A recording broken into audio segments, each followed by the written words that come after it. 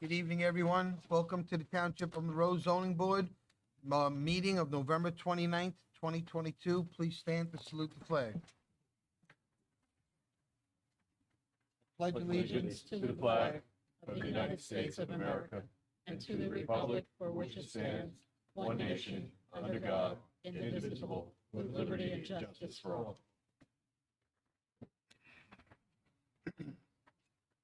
Announcement of the Sunshine Law. In accordance with the Open Public Meetings Act, it is hereby announced and shall be entered into the minutes of this meeting that adequate notice of this meeting has been provided by the following: posted on the bulletin board of the office of the Township Clerk, posted on the bulletin boards within the municipal complex, printed in the Home News Tribune on December 30th, 2021, posted on the Monroe Township website, and sent to those individuals who have requested personal notice.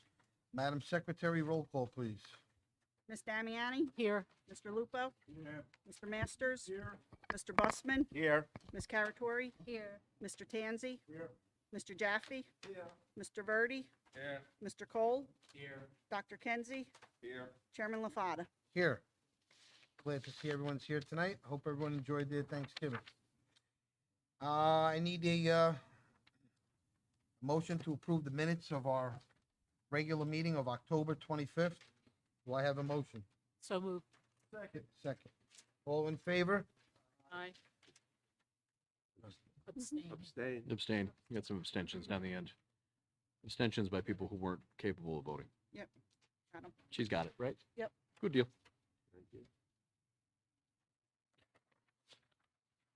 Okay, yes, council, please. Sure. Mr. Chairman, first item on the agenda this evening is BA 5216-22 Concordia MZL LLC.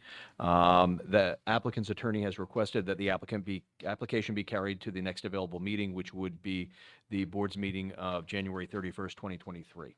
They have extended the board's time to act. So the only outstanding issue would be whether or not the applicant is required to renotice and republish, or whether the board would be carrying their notices in connection with that application. I'm going to suggest that the applicant renotice. If we have to put it to a vote, we will. Yeah. Or just an aye would be fine. And I would be fine. All in favor? All in favor of having the applicant repost? Aye. Okay. So So carried. So anyone here on BA 5216-22 Concordia MZL LLC, that's property at 1600 Prineville Road. That application is going to be carried to the January 31st, 2023 meeting, but the applicant will be required to mail and publish notices in connection with that application. Thank you, council. You got it. Okay, second application for this evening's is BA-5218-22, 283 Applegarth Realty LLC, represented by Mr. Toto. Application is ready, Mr. Chairman.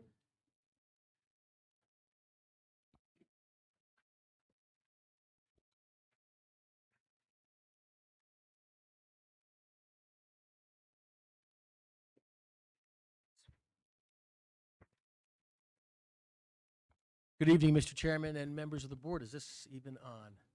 So no? I think underneath there's a switch. Flip it to where, It was on. It was on. It wasn't on? It is on. Okay, that sounds better. Okay, thank you. Good evening, Mr. Chairman, members of the board. Nice to see you again. Walter Toto on behalf of the applicant, 283 Applegarth Realty LLC. Jurisdiction was established at the board's October hearing, and the matter was carried without the need for further notice, Mr. Vignolo? That is correct, Mr. Toto. Thank you. So just by way of a brief summary, tonight we're seeking use variance and preliminary and final major site plan approval to permit the construction of a two-story, 8,000 square foot medical office at the property in question. That's a 4,000 square foot built footprint, 2 stories. So the property in question is 283 Applegarth Road. It's also known as Block 26, Lot 20.02. It's 1.06 acres in area. It's in the R30 zone, but the R60 standards apply because even though we're connecting to the water system, the public water system, we are proposing a new septic system. Also, medical offices are not permitted in the R30 zone, although there is an existing medical office at this property that was approved back in 1987. I believe it was a Dr. Logothetis who obtained that approval from the board in 1987. The property is currently occupied by the Cardiometabolic Institute. So 283 Applegarth is the holding company of this real estate, and Cardiometabolic Institute is the operator. And that will remain the case. They're both owned by Dr. Dinesh Singhal, who is a cardiologist, and he will be testifying. I also have Doug Hanley from Dynamic Engineering testifying as to civil engineering, and I have Colleen McGurk is our project planner. She's going to spell Mark Remza, who had the gall to go on a river cruise of Europe for tonight and for the next couple of weeks, but Colleen will ably substitute in his stead. I also have Michael Testa, our architect, although I don't intend to bring on Mike for our forward testimony. And I also have Patrick Downey from Dynamic Traffic, again, waiting in the wings, available to answer any of the board's questions, but not necessarily part of our forward testimony. I have Mr. Razamowitz's report from October 12th, which we seek to review and comment on, as well as Mika's report from September 22nd. And we'll do the same in that regard. So without further ado, I'd like to call my first witness, Mr. Chairman, Dr. Dinesh Singhal. Please. Dinesh? I'll make no promises. Go ahead. Up to you. They want to. Up to you. If you could raise your right hand. Do you swear the testimony you're going to provide is the truth, the whole truth, and nothing but the truth? Okay, if you could state your name, spell your last name, and give us your address for the record, please. Use the microphone. Sir. The microphone. Hold the button until the light turns on. Oh, yep. There you go. All right. So you want me to spell the first and last, or just Why not? first name is spelled D as in David, Inesh. Last name is Singal. Thank you. And your address? 10 Barrington Drive, West Windsor, New Jersey, 08550. Thank you very much. Dinesh, good evening. I know you mentioned that you live in West Windsor, and with whom do you reside in West Windsor? My wife, Okay. And what is your relationship to the applicant, 283 Applegarth Realty? I own I'm the managing member of that LLC. Okay. And of course, 283 Applegarth Road is the owner of 283 Applegarth Road in Monroe Township. Yes. And what's the current use of that property? It's a medical office, Okay. And who operates in that office? the Cardiometabolic Institute, which is our practice, medical practice. And what's your relationship with Cardiometabolic Institute? I own that practice also. Okay. So explain for the board in 20 words or less, what is the Cardiometabolic Institute? So it's a multi-specialty group. I started it about 15 years ago, and I started it by myself. And over the last 15 years, it's grown into a 15-provider multi-specialty group with cardiology, pulmonary, pain management, podiatry, and primary care. So you've grown from one provider to 15 providers. Mhm. Okay. And where is the main office for the Cardiometabolic Institute? Our main office is in Somerset. Okay. Do you have satellite offices? We have a satellite in Edison, one in New Jersey, East Brunswick, and in Monroe. And where are the satellite offices in Monroe? So I've been in Monroe for the last 25 years. We currently have an office in 294 Applegarth. We have a suite over there. And then last year we took over the office in 283. So we have two locations in Monroe right now. And you purchased 283 Applegarth when? In November of last year. Okay. So what's the primary goal in redeveloping the property into a larger medical office? So one, I wanted to consolidate the two locations. Second, I've been very passionate about helping our patients learn the lifestyle which it requires so that they're not coming back to us for procedures, having the kind of problems they wind up seeing us for. So about 5 years ago, we'd set up a cardiac rehab program called the Pritikin Intensive Cardiac Rehab Program, which I set up in Somerset. And It's Dinesh, sure. just to interrupt, so Pritikin is spelled Pritikin. Right. Hmm. Okay, so continue, please. So it's a program which helps people once they've had a heart attack, a bypass, a stent, to help to know what the lifestyle is which they need in order to prevent another event.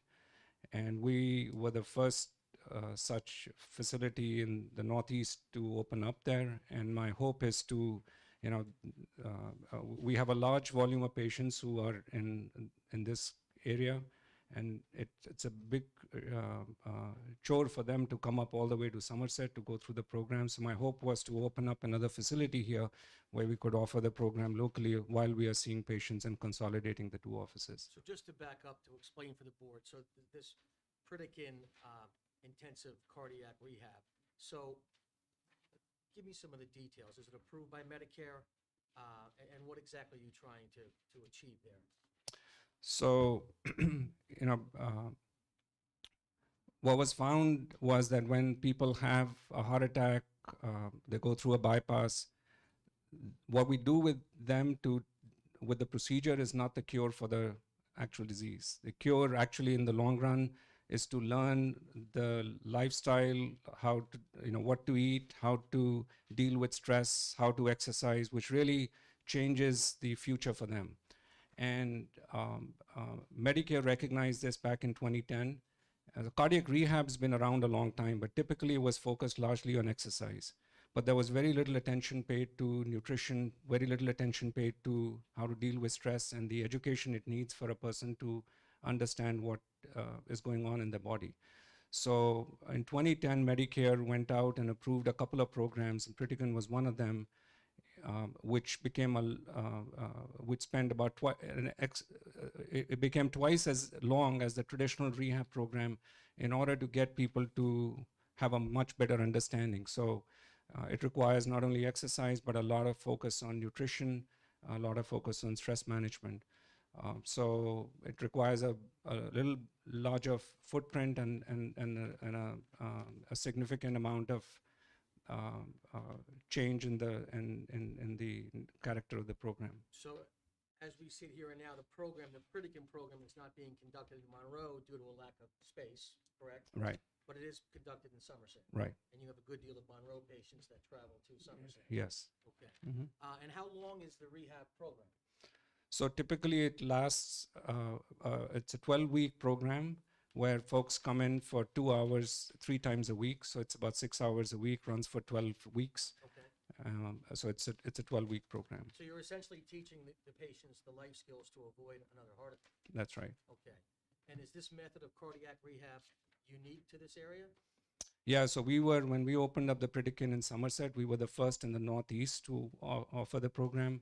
We were actually the second facility in the country to offer it in an office environment. Since then, another facility has opened up in the southern part of the state. And if we are able to open this year, it would be the third in the state. Okay. Mhm. What are your proposed days and hours of operation? So typically the program is 3 days a week. So, depending on, so typically we've been doing it on a Monday, Wednesday, Friday schedule.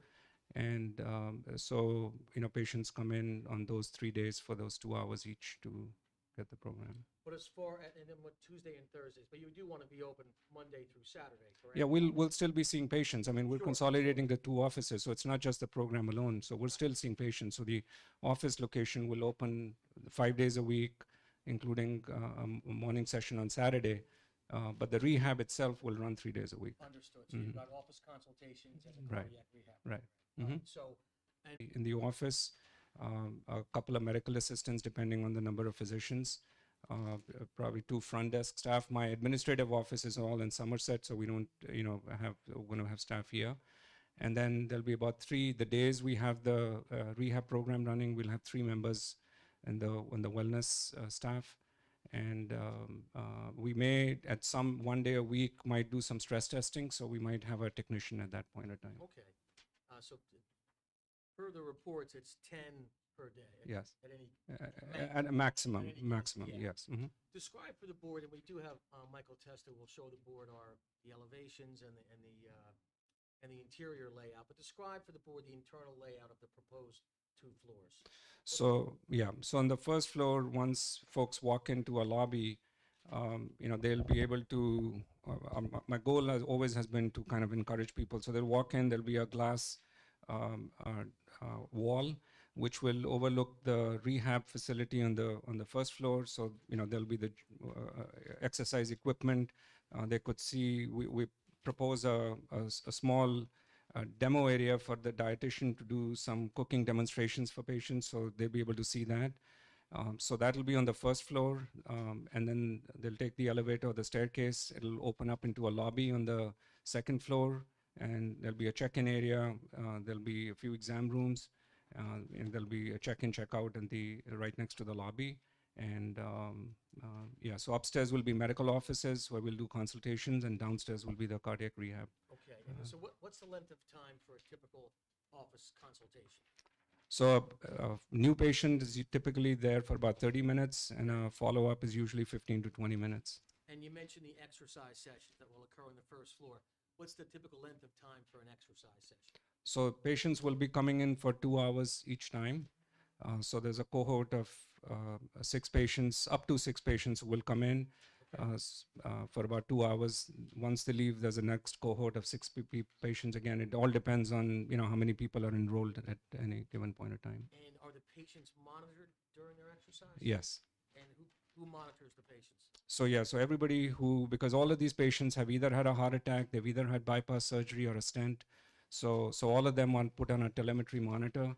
So there is a professional who has expertise in arrhythmias, and also they're monitoring, and then there is a member on the floor watching them exercise and making sure they're doing the right Will thing. the exercise or the gym, so to speak, be open to the public? No. Okay, only to patients only? Yes. Mhm.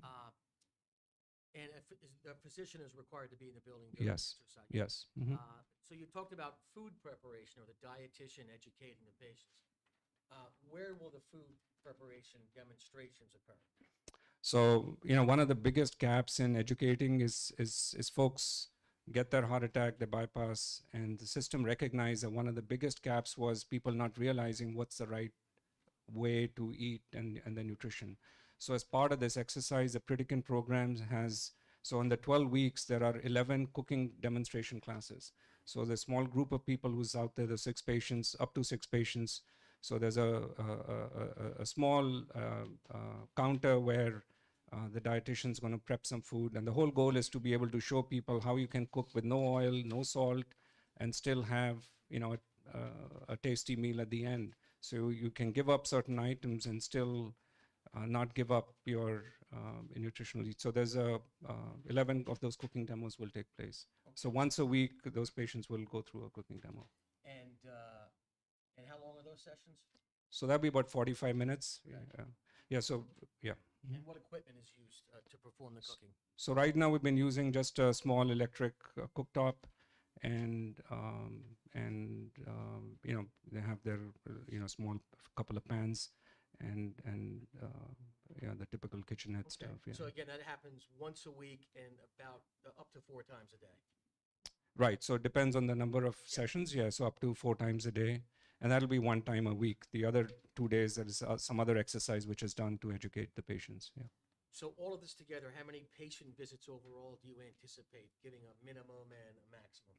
So I mean, the rehab is not going to occur every day. So there could be, and if there's only one physician in the building, that day there might be up to 15 patients who might get seen.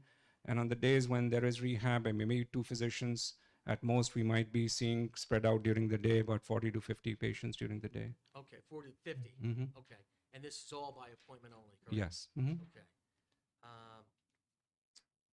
So some questions that Mr. Razumowitz and Ms. Apte had. Are you proposing a basement, Dinesh? No. About an attic? No. Okay. Using any of the portion of the building for storage? So we have a small room for some supplies and all, but nothing. How about disposing of medical waste?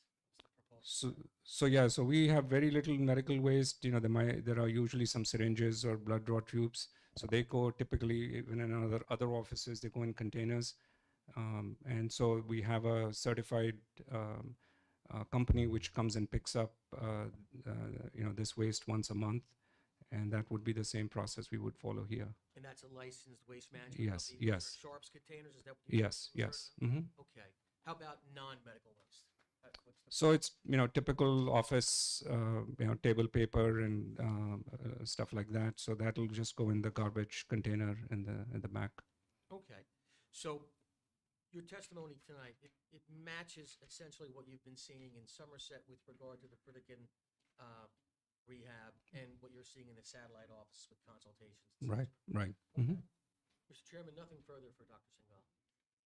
Okay, I do have one question, doctor. Sure. What separates you from a subacute?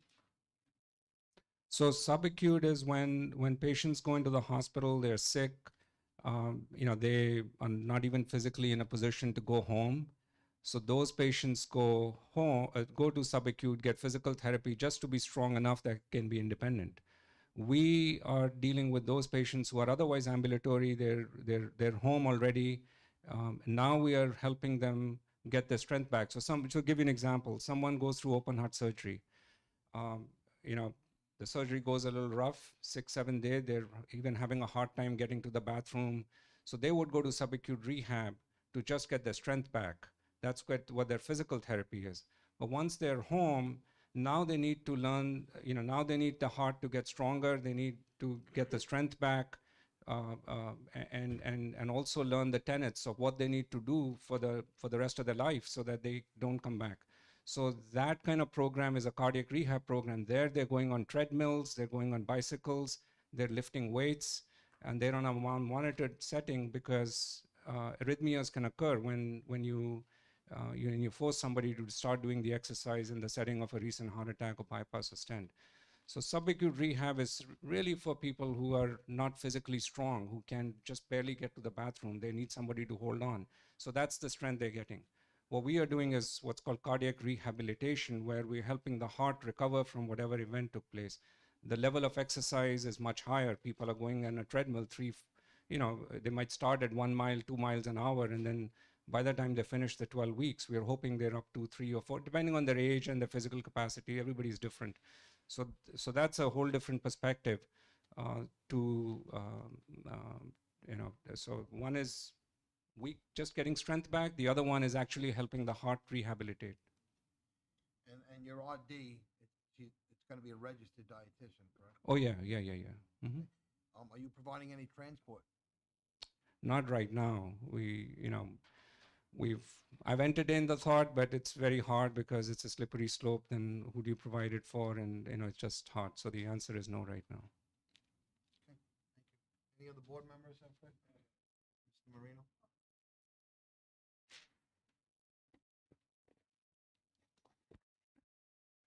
I presume you're not going to do any, even if it's minor, so any surgeries there or anything like that? No. right?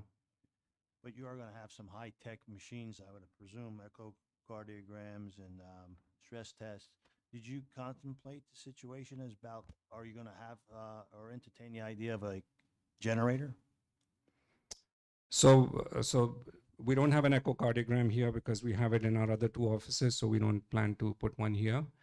So what is that echo room that I'm reading here means? Yeah, it was originally, so when we started work on this last year, we had planned one, but then we moved our machine to East Brunswick. By that time, I'd taken over an office in East Brunswick. So we have one in Somerset and one we have in Echo. Generator, honestly, we haven't reached that far, but we may entertain that, but we don't really need, I don't have any high-tech equipment.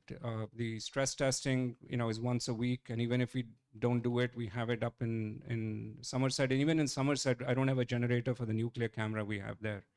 So, yeah. It was just a question. Sure. Mm-hmm. Counsel, is that something your client would consider, being that the offices are upstairs on the 2nd floor and you are providing an elevator?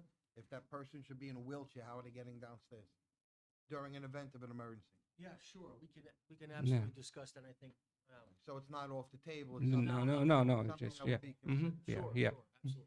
You do understand that this application potentially will be bifurcated at this point? you're coming in for a whole whirlwind of things, so. Mr. Chairman, I understand that, Okay. of course, sure. Okay, any other questions from the board? Carol? I was just had a question with the food prep area. Is it going to be like a full kitchen? And where are you going to store the food? Is there going to be a refrigerator or, you know? So whatever food is prepped, it's just samplings which are given, and there is no storage of food. So we're not storing food for any future use. So the dietitian comes once a week right now. She does. Bring the food? No, she actually cooks right there. So there's a little cooktop. So that, they'll buy for the day before, the girls go out and buy the few vegetables they need to prep something. It's prepped, and then, it's sampled, and there's no storage then. And no kitchen and, No, it's just a small cooktop. is it just like a burner or something? Yeah, so just electric cooktop we have, and yeah. Correct. Okay, thank you. Mr. Busman? Yeah, my question is, and I need to maybe have this preference as to, about 40 years ago, the facility that you've now the owner of is a medical facility of some sort. I don't know anything about the traffic in and out of there, but I do understand it's in an R30 zone, which is residential.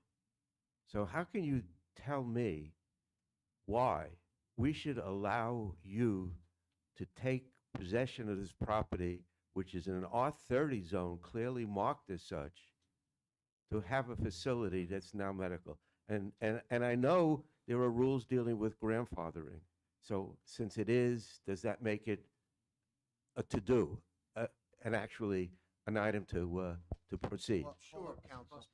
Mr. Busman, it's a valid question. I'm gonna ask that you hold that question off till we get to their professionals.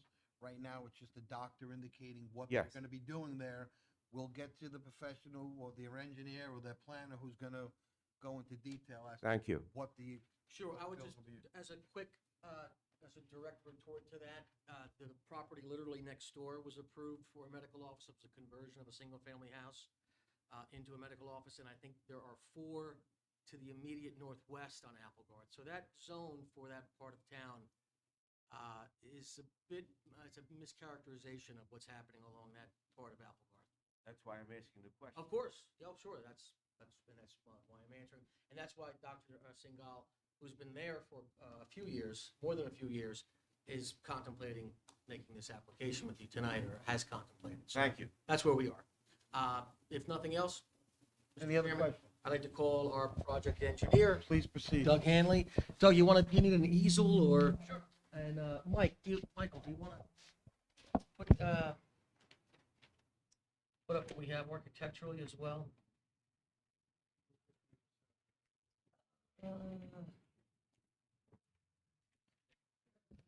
But I think maybe we'll here and some here. Remember where you want to set up 30 as well? No, just making sure it's where you want. I check with you, not my show.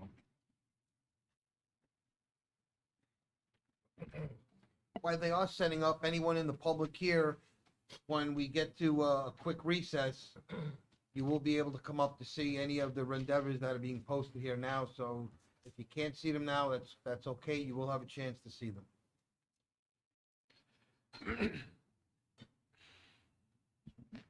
Is that part of our package, or do you want to mark that? Peter, I think that might be, we If- can mark them. You say if it hasn't been submitted, it should be A1. Yeah, sure. We can mark that as Today's A1. date.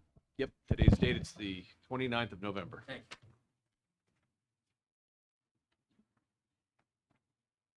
Thank you, Mr. Toto. And how are we referring to that, Doug? Do you want to get me sworn in? You know what, yeah, sure, I'm a little after done. No problem. I'm trying to run the show well. Sorry, Peter. If you could raise your right hand for me, do you swear the testimony you're going to provide is the truth, the whole truth, and nothing but the truth? I do. If you could state your name, spell your last name, and give us your address, please, for the record. Sure. Douglas Hanley, Hanley, Dynamic Engineering, 1904 Main Street, Lake Como, New Jersey. Super, thank you. Sure. to give the board the benefit of your CV. Sure. So I am a licensed professional engineer in the state of New Jersey. I'm a project manager at Dynamic Engineering. I've testified before various land use boards throughout the state, although this is my first opportunity before Monroe Township. Will accept his credentials as a professional. Thank you, Mr. Chairman. Thank you very much. Doug, take it away. Sure. So we just marked the aerial map exhibit A1, which is essentially the aerial that was submitted as part of our site plan package. It was prepared by Dynamic Engineering and it was dated October 25th, 2022. For purposes of this exhibit, we'll consider north the top of the page, and we added a few colors to this map to make it stand out for the board and the public's benefit. So the property in question is outlined in yellow in the center of the sheet, and there is the lighter yellow dashed line is the 200-foot border around the property, and then the cyan or light blue lines throughout the sheet identify the different zones in the township. So the property in question tonight is block 26, lot 20.02, which is 283 Applegarth Road, which is County Route 619. The property is just over 1 acre in size and has just under 150 linear feet of frontage on Applegarth Road.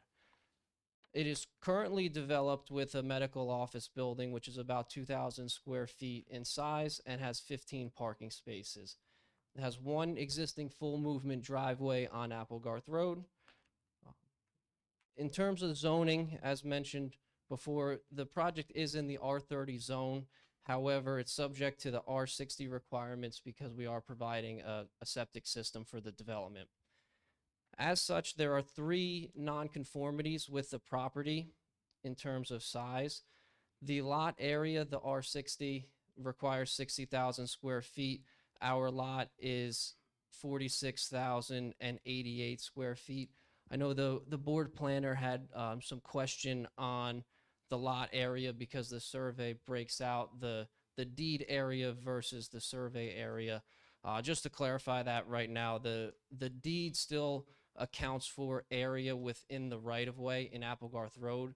There have been 2 such dedications to Middlesex County, and that's why the smaller of the values is the actual property size. So nonconformity for the lot area, and then one for the lot frontage and lot width, because 200 feet are required, and we are 149.99 feet.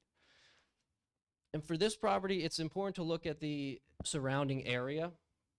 So the lot itself is in the R30 zone, and the lots immediately to the north and south are also within the R30 zone. The lot to the north, 20.01, is a residential dwelling, and to the south, as Mr. Toto mentioned, was recently approved from by the township for a medical office use as well. Both were considered when we laid out the site, and I'll get into that in a few minutes. To the east or the right of the sheet, you have the PRC, Planned Retirement Community Zone, and to the left across Applegarth, you have the Planned Office Commercial District. So that wraps up existing conditions, so I would move on to our second exhibit.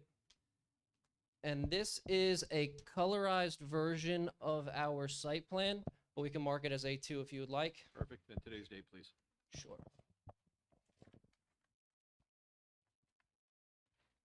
Thank you, Peter. Sure. So this plan is entitled Site Plan Rendering prepared by Dynamic Engineering, and the date in the title block is October 25th, 2022. So again, this is the site plan that was submitted. We colorized it for the board's benefit and turned on the landscaping so you can see the various existing landscaping as well as the proposed plantings. We are here tonight seeking preliminary and final major site plan and use variance approval for the medical office building, which is not permitted in the R30 zone. The proposed building has a footprint of 40 by 100 and is 2 stories for a gross floor area of 8,000 square feet. As I mentioned before, the neighbor to the north, which is the top of the sheet, is residential, and the neighbor to the south has recently been approved for medical office. So we wanted to take that into account when we laid out this site. So where we started, there's an existing parking lot that is there today for the existing office. We wanted to hold that line on the north side of the site to ensure that our development got no closer to lot 20.01, and therefore we didn't encroach into any of the buffer that's there today, and we didn't make it any worse of a situation. So what we did is we started at that line with the existing parking lot, and then if we work our way to the south on the site plan, we provided then 18-foot deep parking spaces.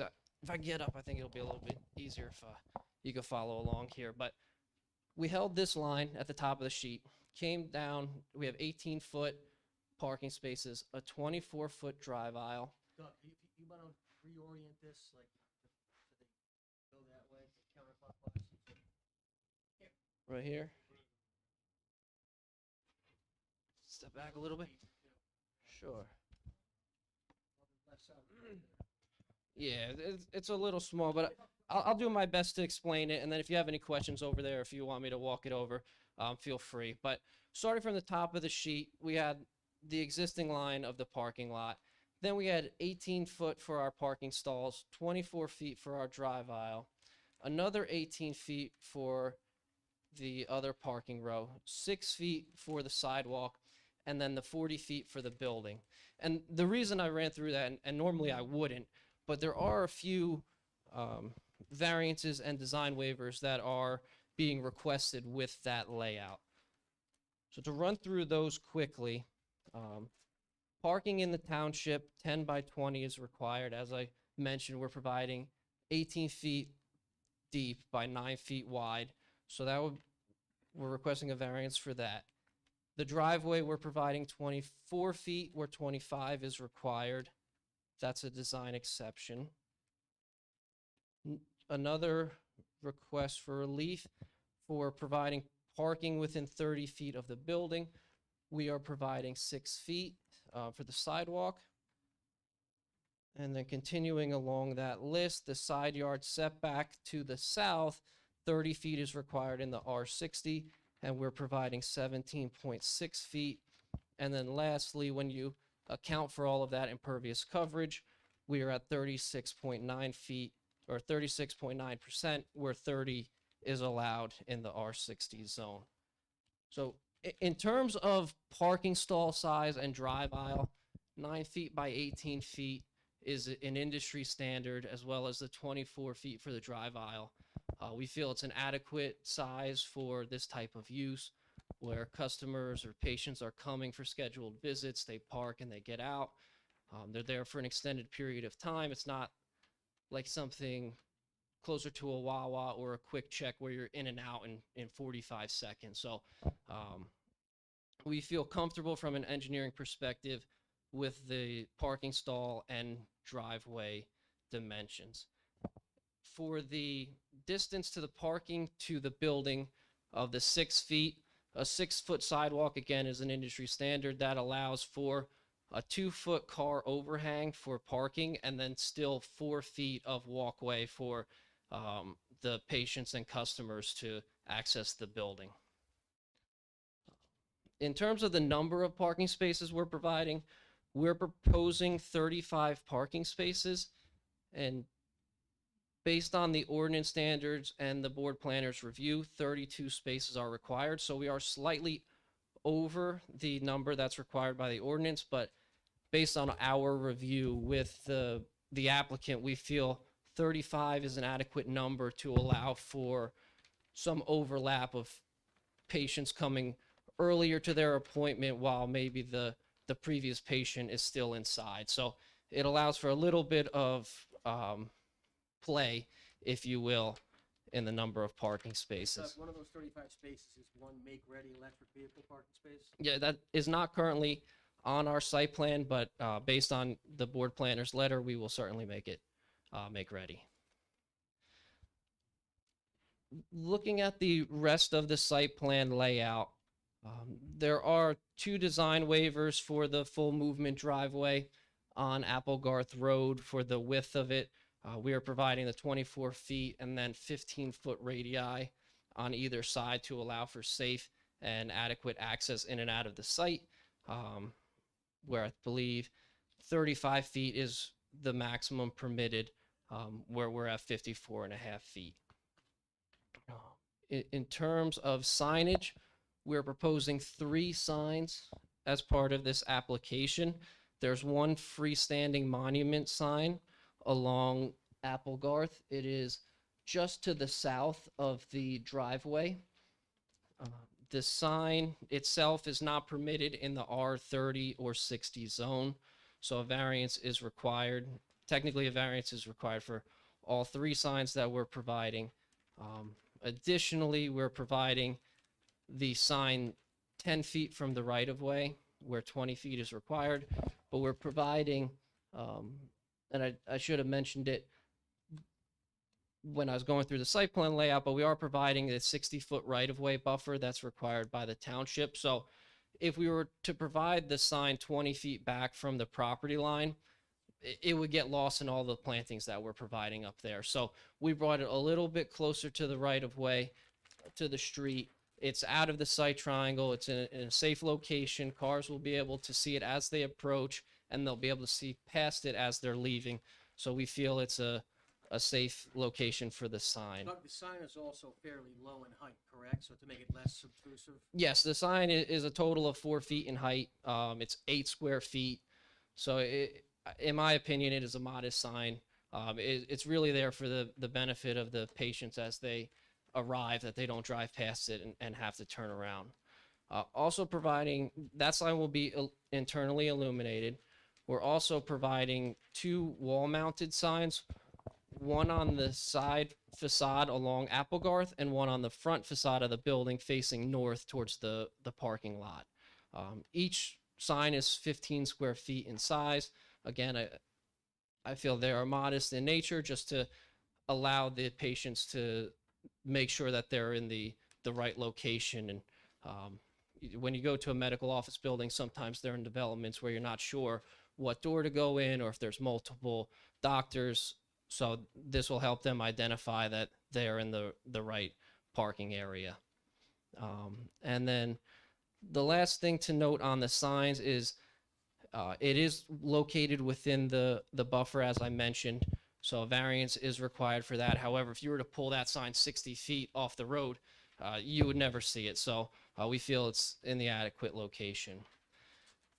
Speaking about that buffer along the right-of-way, we are providing a substantial amount of plantings throughout the site.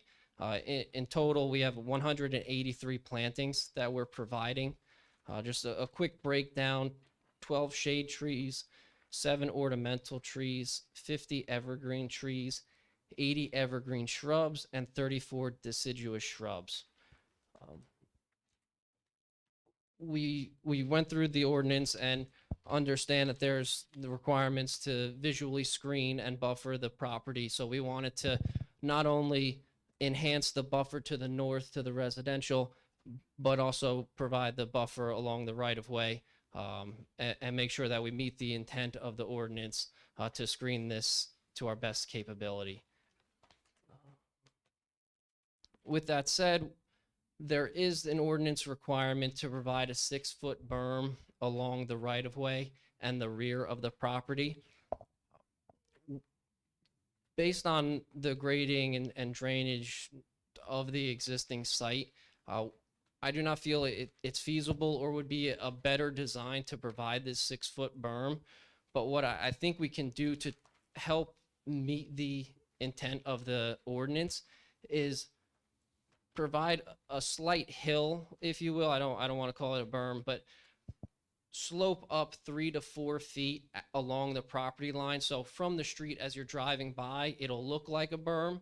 And then on top of that 3 to 4 foot hill, we will have all of our plantings in this buffer. So when you're driving by, it will feel like a berm. You'll see it slope up. You'll see all these plantings at the top of it, and it will visually screen the proposed building from the road, but it does not meet the definition of the berm in the ordinance. So Doug, that proposal, will that save the mature trees that currently exist in the front yard? it will save a number of them, not all of them, and I'll touch on that Okay. in a minute. For lighting, we're proposing LED lights throughout the site, pole mounted. We are complying with the ordinance with the exception of one design waiver for the minimum lighting level within the parking area should be 75% of the average level. We feel we're providing a nice uniform lighting design. We will work with the board planner to remove the dark corners that were identified in the review letter. There's zero spillover to the resident, really any of the neighboring properties, but specifically the residential neighbor to the north, there is zero spillover as we're using house side shields on the lights. For the drainage design, we're providing an underground detention basin, which is compliant with the local and state regulations. We will address the board engineer's comments from the review letter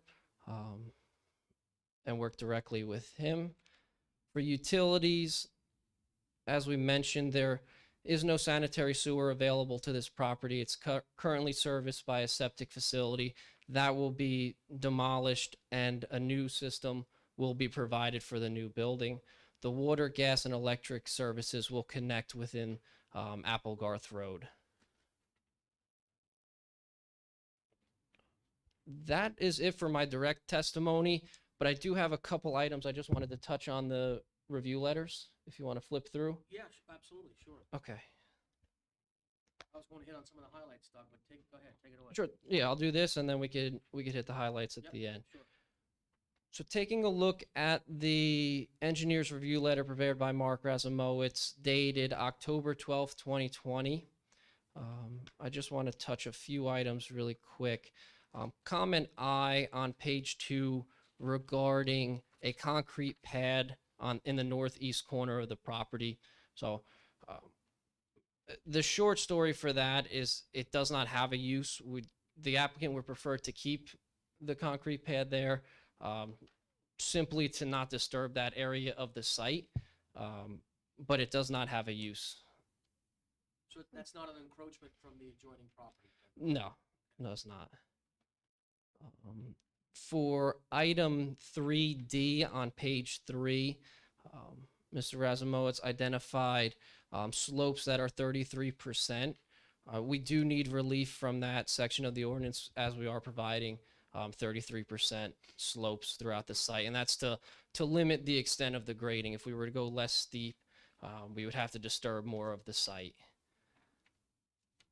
For 3F, this is a comment about an existing tree within that right-of-way buffer, and based on the proposed grading and the change with the hill, I'll call it, along the frontage, we don't feel that tree really has a strong chance of survival up there. So what we'll do is we'll remove that tree and supplement with additional plantings in that 60-foot right-of-way buffer. That way, we don't have to worry about that dying a year or two after construction.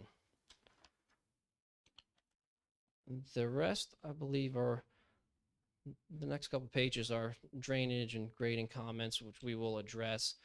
Comment 4A on page 6 is specific to Applegarth being a county road and certain sidewalk and curb requirements being required. We'll defer to the county, and whatever they require as part of their approval, we will certainly do. And I wanted to mention it earlier in my testimony, but we are one of the few properties on Applegarth Road that were actually widened years ago, part of the dedication to the county. So we do have a little bit of I would call it a shoulder along our frontage. So long story short is we will comply with the county's requirements. So does that right-of-way dedication match what was happening or what had happened next door as a condition of approval? We are actually wider.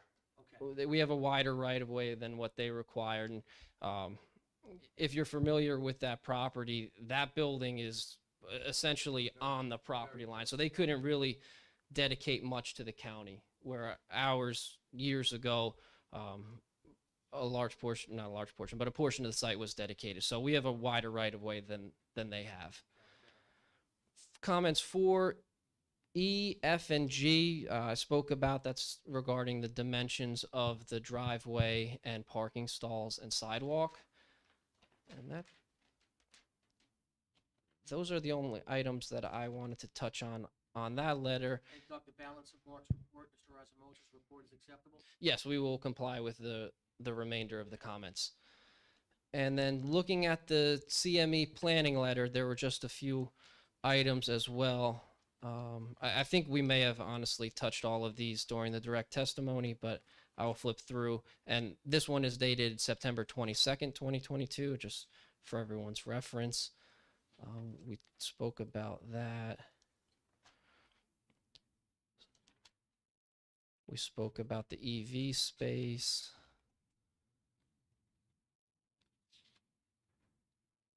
You know, I think we touched on everything. The one thing I don't think Mr. Singal mentioned was for the refuse collection for the regular trash, not the medical waste. We are providing the trash enclosure on the eastern side of the development towards the end of the parking aisle.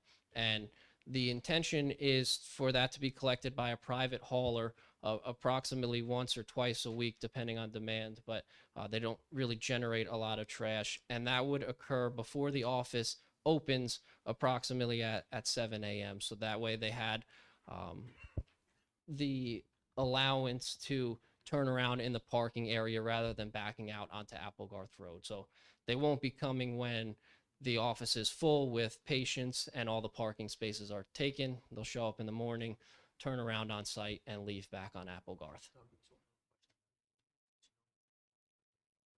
Sure.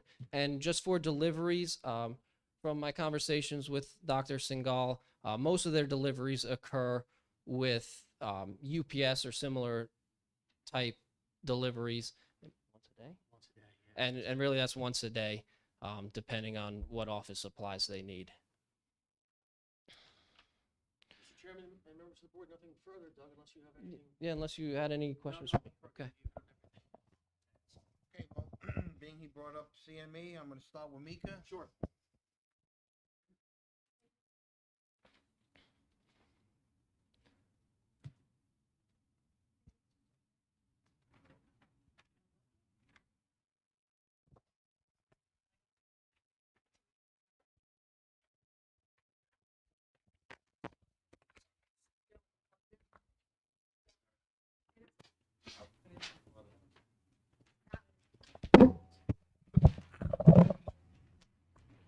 Okay, now it is. Right?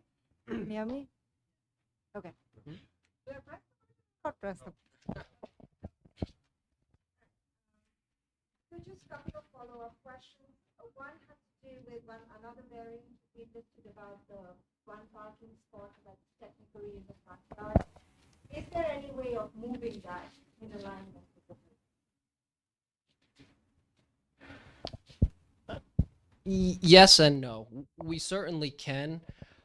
However, for that variance, I feel it's more a function of the lot geometry, of it being more trapezoidal than rectangular.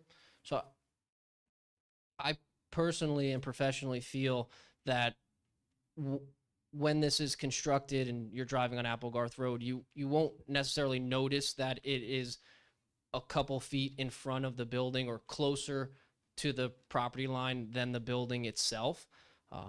What I do want to note on that, it is outside of the right-of-way buffer and it's outside of the front yard setback. And if we do shift it closer or further back on the property, all we're doing is creating more impervious coverage because we'd have to just carry our drive aisle a little bit further back. So our preference would be to leave it where it is, provide the buffer that we're providing, and request relief, if that's acceptable to the board.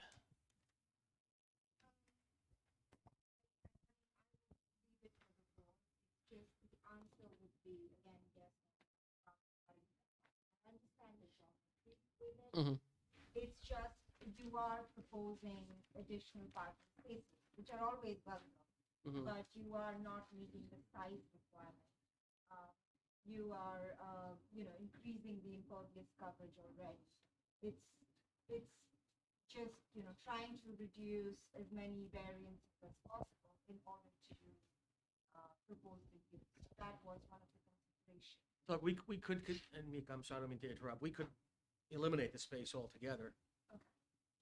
Again, I would leave it to the board to discuss. No, I understand. Geometry-wise, it's not different. Mhm. It's just another than.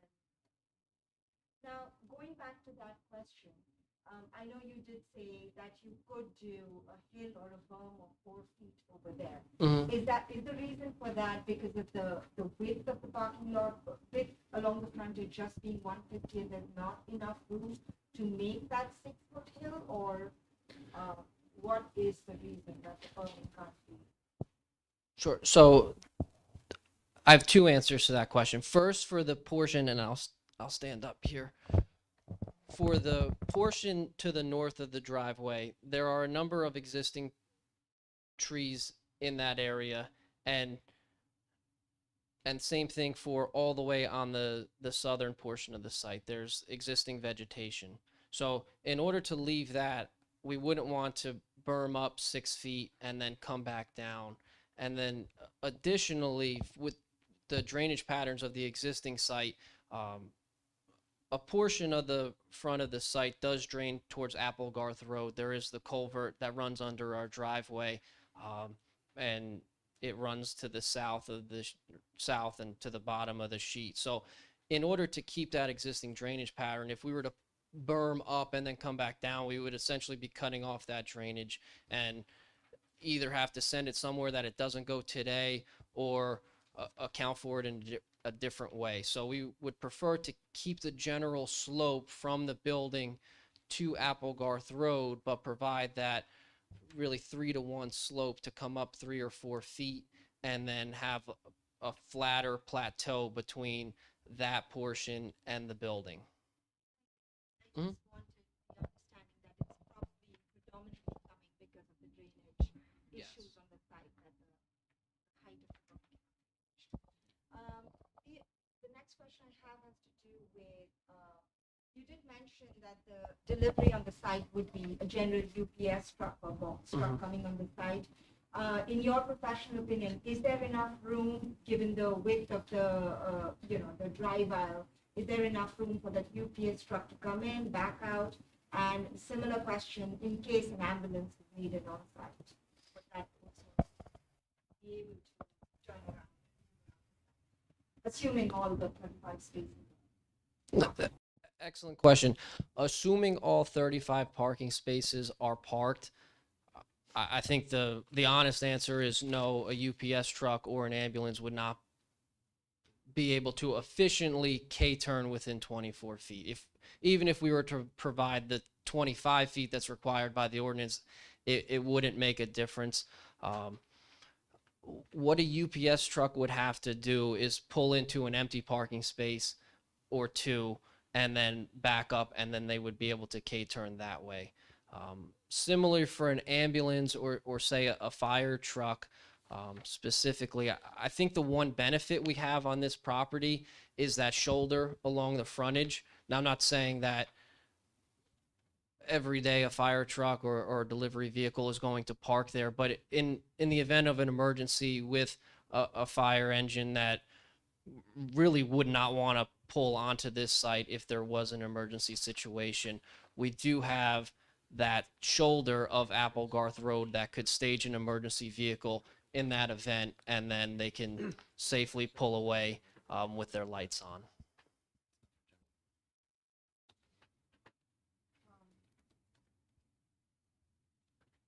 I have to think about that a little bit more. It's just, if there is any way of, you have to try the last parking spot, is that something you can do on the other side also, given the fact that there might be more parking, just that there is, room there in case these bigger vehicles have to come in and turn around and go on. That probably can be an employee parking space, so a person who comes there usually knows Mm-hmm. the parking.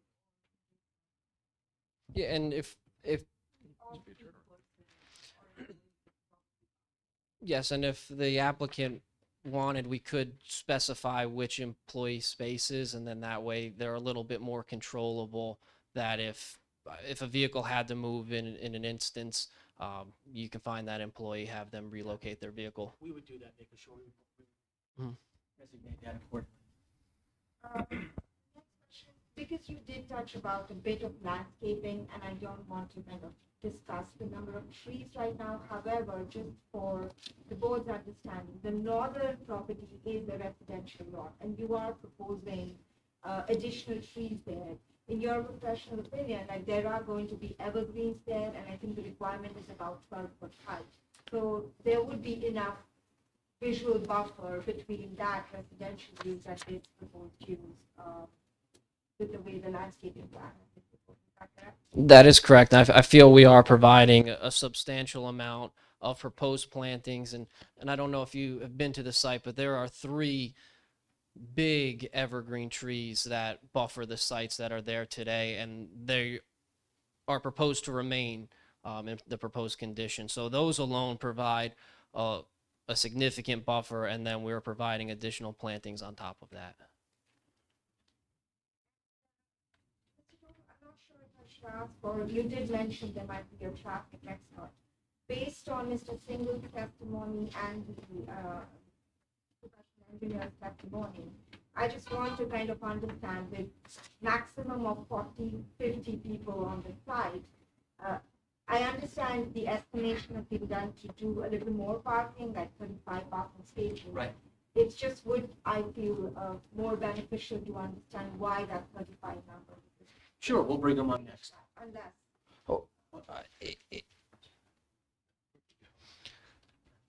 Well, I think if I could just answer that, and if we want to bring Pat up after that. So I think when you look at the overall number of people that will be on site, that's how we got to the number of parking spaces. So I want to try to jot this down so I don't count anybody twice. And if I could flip to the right sheet on my notes.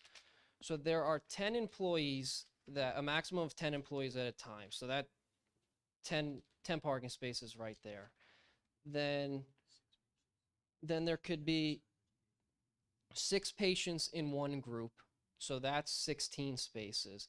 Then there are 8 treatment rooms upstairs. So that puts us at, what are we at, 16, 24. And then there's the stress lab upstairs, which is 25. Now, if there's an instance where you have the 6 patients that are there currently, and then the next 6 show up, that puts us at 30, if I'm 31. And then same thing now maybe not all of the patients for the 8 rooms upstairs show up and double book the parking spaces, for lack of better terms, but then provide an additional 4 spaces for the patients to show up before the last round of patients were to leave. So that's how the number, and I think when you look at the ordinance, I think it's very close to what is required, because it states 32. So that's 2 spaces per room, and I think that works out nicely. And then I know the ordinance doesn't really know how to handle the exercise and the groups on the first floor, but I think by having the 2 spaces per room, it almost works itself out. Mika, I'm sorry. Just try and get closer to the mic or talk louder. We're having trouble picking it up. The main reason, again, as we touched on the point, the land use ordinance, this type of use is like Mr. Single said, it's like the third of its kind. in Mhm. New Jersey. So that's why I think we wanted to understand why this parking number was reached at. Is that loud? The red light on? It doesn't stay on. I'll push it and keep it on. Turn the switch underneath. That'll solve the problem. Yeah, now it's on. All right. And I'm done. Thank you. Just in time.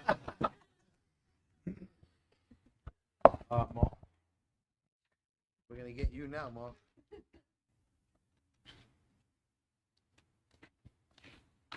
How's that? Is that on?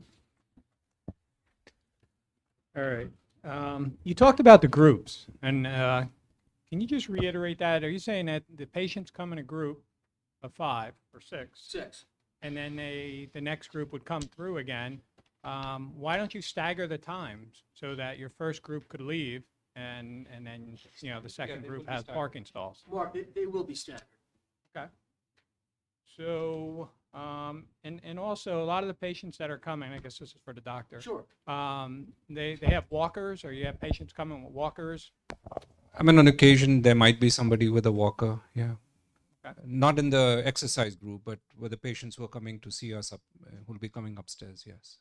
Okay, well, when you mentioned they're recovering from heart surgery, I just pictured them in walkers. No. So that's where that subacute rehab. So people who are coming to us are walking on their own, and we'll get, yeah. So yeah. Mhm. Thank you. Let me hit a couple of points. They agreed to meet the comments in the review letter, my review letter, October 12th. I agree with a couple items that they talked about, with some exceptions. So Applegarth Road, it is a county road. However, we have a township ordinance that requires curb and sidewalk improvements along the frontage of all applications before this board. And if it's not installed, there's a fair share contribution towards that. So it's not whatever the county wants. Understood, So Mark. so as long as you understand that, if the county, as far as their road widening or their curb location, that's going to be up to them. We certainly want to match the improvements to the property to the south. Also is appearing before the county planning board. I'm not sure what the status is. But, your curb should line up with their curb. I don't know if it's in line with the county approvals, or if there's some offsets between your curb line and their curb line. I think whatever they do on their site, our existing curb along the frontage, because, and just, I think to get ahead of this, our entire frontage is curbed today, and it's going to be behind, or I guess further from the road than the curb on the property to the south. Have you met with the county yet, or submitted? No, we're working on getting that application in. So the county may move that curb back, a little further into the road, so Okay. it could get moved. Hmm. But Sure. certainly we want it to be a safe transition if there is some transition Yep. out there. Sidewalks, I don't know the status of the previous application to the south, if the sidewalks, or if they're providing a contribution, or if the sidewalks are being installed. Contribution. But again, we would like to match that as Sure. well. Understood. I'm jumping around a little bit. You have a note on your plan that talks about the make-ready electric vehicle charging station. This says to be designed by others. What does that mean? Exactly. So we don't provide the design for the EV charging feature on the site. We state that it will be a make-ready space, but when it becomes an EV charging station, the ultimate unit that's provided, Dynamic Engineering does not provide that design. So is that another professional is going to be installing that as part of this project? Can you elaborate on what exactly make-ready means? Sure. So the state statute states that you have to provide a make-ready EV station. I don't believe you have to provide at site plan approval the actual station for charging. So we would provide the infrastructure to make it ready for charging without the unit, and then if the applicant or the state statute is updated to require the charging station itself, there will be, whether it's conduit or power over to that portion of the site. So you'll be providing that conduit or power over to that area? Yes. Okay. Thank you. Mark, the installation would be a condition of approval, of course, right? Or CO. Yeah. Ultimately, yeah. Ultimately. Thank you. So to pick up where our planner spoke about the parking stalls, our ordinance requires a 10 by 20 parking stall. You're asking for a 9 by 18. I I know you mentioned it's an industry standard. I don't agree with that. I think it's industry standard for residential to be 9 by 18, not necessarily medical office. You do have numerous patients going here. Generally, we've leaned towards a 10-foot wide space in keeping with the ordinance requirement. The 18 versus the 20, I wouldn't have any objection to that, but can the 10-foot width be accommodated for the parking stalls?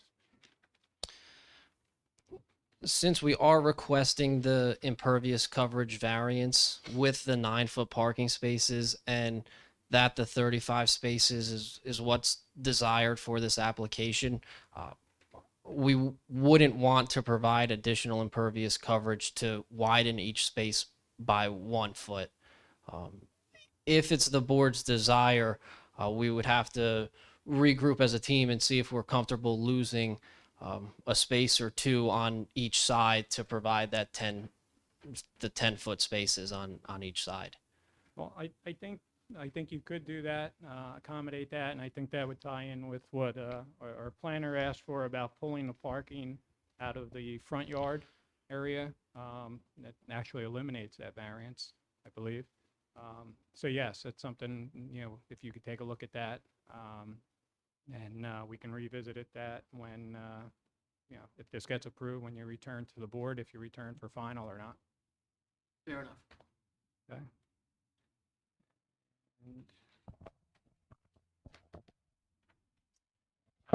With regard to lighting, I know it was noted that there's a couple dark corners, and you're going to look at the lighting plan again.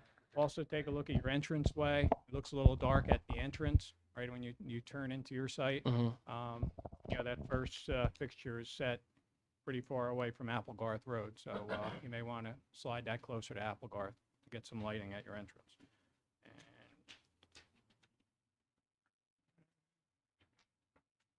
And Mr. do you Chairman, have a, nothing- I was just going to ask, do you have a preference on a level at the entranceway?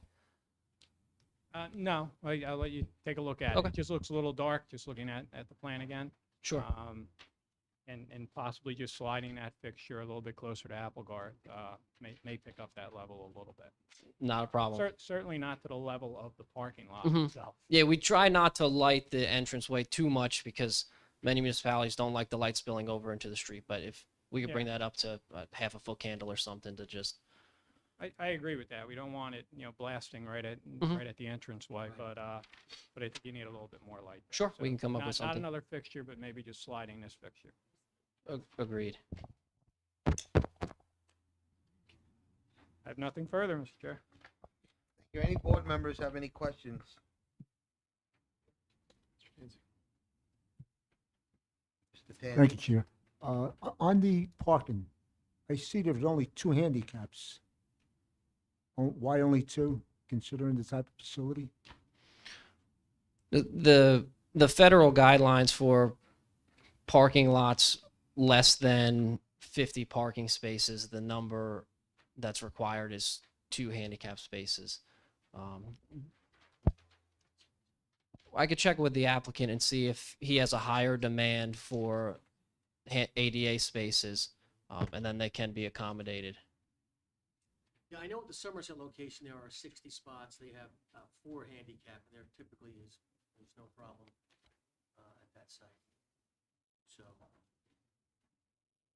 we would continue with, we have 2. We have 2. Yeah. So if Mr. Toto's saying they have 4 for 60, we have 35 spaces, which may be coming down a couple spaces, and we have 2. So Right. we're within that Seems to work. ratio. Not even a third is possible. What happens when you add a third handicap space is you have to provide another access aisle. So it'd be an 8-foot space and then another 5-foot access aisle to meet the federal guidelines. So then we start to lose more space for the parking. My concern is, the patient getting there in and out. Dinesh, you want to just speak to that? So I've been in the Somerset building for 10 years now, and I'm there, we've never had an issue, honestly, where, in fact, some of the limitations sometimes is because those slots are lying empty. Because most of the people coming to us are generally, they're walking in, and we're not, these are, you know, the frequency with which those slots, the number of times those slots are ever completely taken is hardly ever the case. So that's just my 10 years of experience over there. And if anything, we then have people sometimes looking for parking because those slots are taking up almost 2 slots, which otherwise would. I'm sharing with you what happens over there. Okay, thank you. Yes, Mark. Sorry, jump right Mr. in. Chairman, just one more thing. I know there was discussion of the fire department and fire truck access. If you haven't met with the fire district yet, they're a condition of any approval that you'd have to get their approval of your site plan as well, so that, Absolutely. sure they'll have comments. Sure. Thank you. Mr. Masters, you had a question? I just want to say I agree with Mark about there they go, about the 20-foot, the 10-foot by 20-foot spots. I think we should push for that, I think he was okay with the 18. It was the width. the width. So from a 9 by 18, he wants a 10 by 18. That's something will be a condition of approval should we move forward. Any other questions from the board members? Seeing there's none, Thank you, Mr. Chairman. At this point, I'd like to call Colleen McGurk. Colleen? okay, so before we swear her in, Sure. let's take 5 minutes. I don't know if anyone from the public wants to see what's posted now.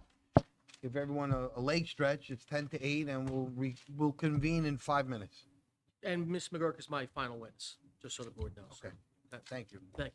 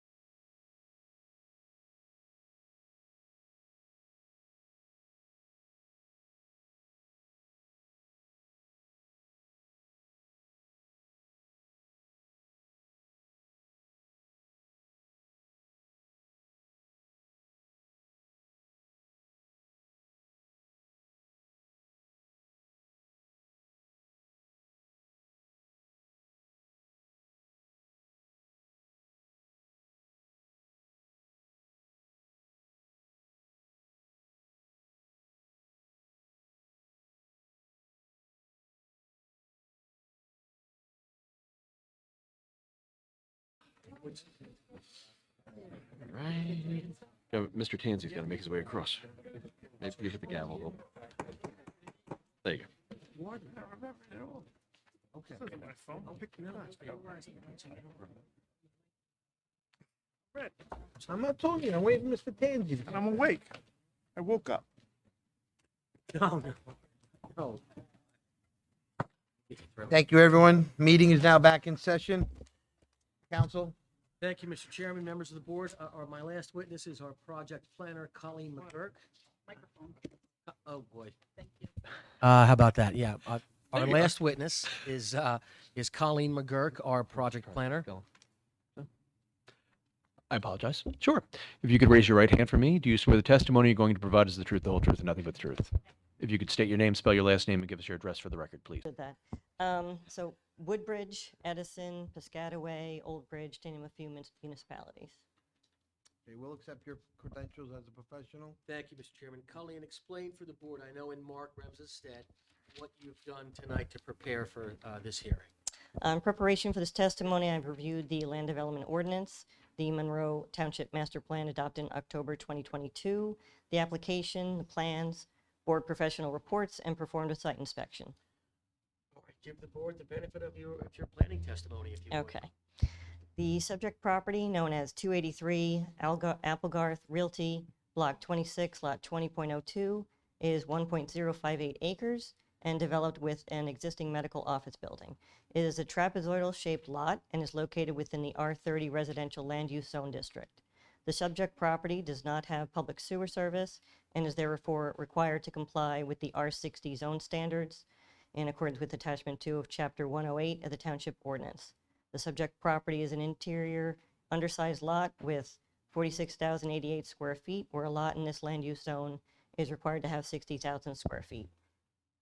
The property located to the north and adjacent to the subject property is located in the R30 land use zone and developed with a single-family residence. The property located to the east and adjacent to the subject property is located in the Planned Retirement Community land use zone and developed with common open space pond for the existing Clearbrook Retirement Community. The property to the south is located in the R30 zone and developed with an existing office building. The office building has an approved variance dated January 28, 2022 for medical office use and is currently in the resolution compliance phase. The property to the west is located in the Planned Office Commercial District land use zone and developed with a single-family residence with home-based accounting service. The applicant is proposing to demolish the existing medical office building and the existing parking improvements to construct a new two-story, 8,000 square foot facility, parking lot for 35 vehicles, 2 facade signs, 1 monument sign, 10 by 10 trash enclosure, new septic system, and underground storage detention system. The new building will be a maximum of 34 feet to the parapet. The new facility will be utilized for a cardiometabolic institute. The Cardiometabolic Institute will include a multi-specialty medical group and Pritikin intensive cardiac rehab program, with its main focus in helping the recovery of heart patients and teach life skills to avoid future heart attacks. The property is zoned in the R30 land use zone, and the ordinance does not permit a medical facility for Cardiometabolic Institute. The applicant is seeking a D1 special reasons variance for the use. The existing medical office has a variance. However, the applicant is proposing to remove and expand the use. The special reasons use variance request for the proposed medical office promotes the zoning purposes in accordance with the municipal land use law. There are sufficient special reasons for a grant of a D variance under 2 broad circumstances: when the refusal to allow the project would impose on the applicant an undue hardship, and/or when a proposed project carries out a purpose of zoning. In particular, the proposed use promotes the purpose of zoning, as it is my professional opinion that the use is inherently beneficial. Inherently beneficial uses is defined in the municipal land use law under JSA 4055D4 as a use in which is universally considered of value to the community because it is fundamentally serves the public good and promotes the general welfare. Such a use includes, but is not limited to, a hospital, school, childcare center, group home, or a wind, solar, or photovoltaic energy facility or structure. Cardiometabolic Institute is a specialty rehabilitation and medical care within Middlesex County. The facility provides medical, therapeutic, and educational services to patients recovering from cardiac issues such as heart attacks. It is the only facility within the county of this nature.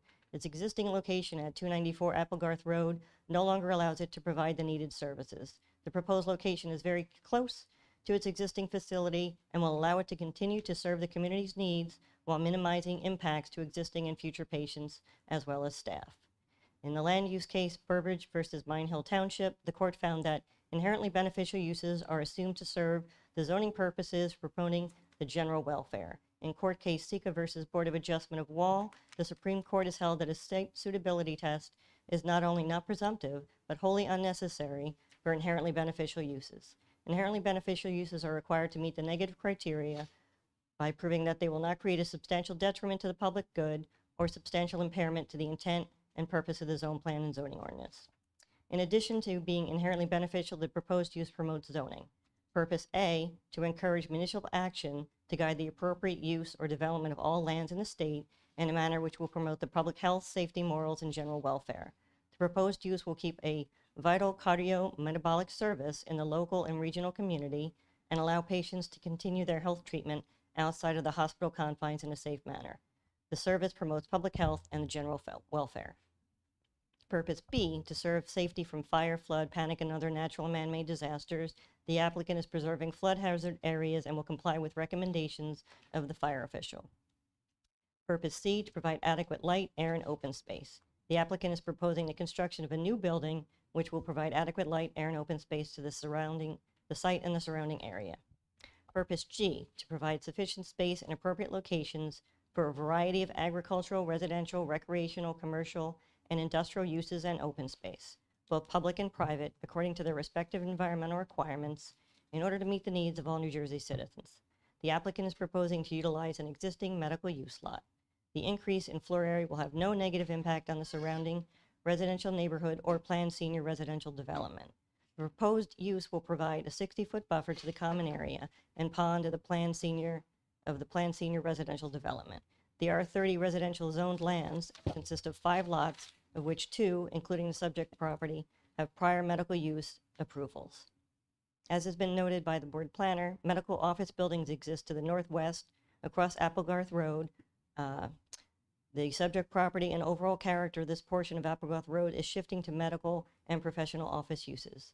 This proposed use exists in the community and is proposing to relocate to an existing site to allow it to expand to accommodate the needs of the community. Purpose I, to promote a desirable visual environment through creative development techniques and good civic design and arrangement. And Purpose J, to promote the conservation of historic sites and districts, open space, energy resources, and valuable natural resources in the state, and to prevent urban sprawl and degradation of the environment through improper use of land. The applicant is proposing to utilize an existing lot. Flood hazard areas have been maintained, and the proposed construction will have no impact on them. New stormwater detention facilities will mitigate impacts to the river. As far as the site suitability positive criteria, the site is located adjacent to common open space pond and an existing lot approved for medical use. Medical uses also exist to the northwest across the street and a residential use, with accounting services exists directly across the street. The site is also located adjacent to a minor arterial highway. The functional classification of the highway indicates that it is not suitable for residential development, however, is suitable for commercial development. The road is currently 2 lanes. However, the county and township master plans recommend expansion of Applegarth Road between Route 33 and Clearbrook entrances to 40 feet in width.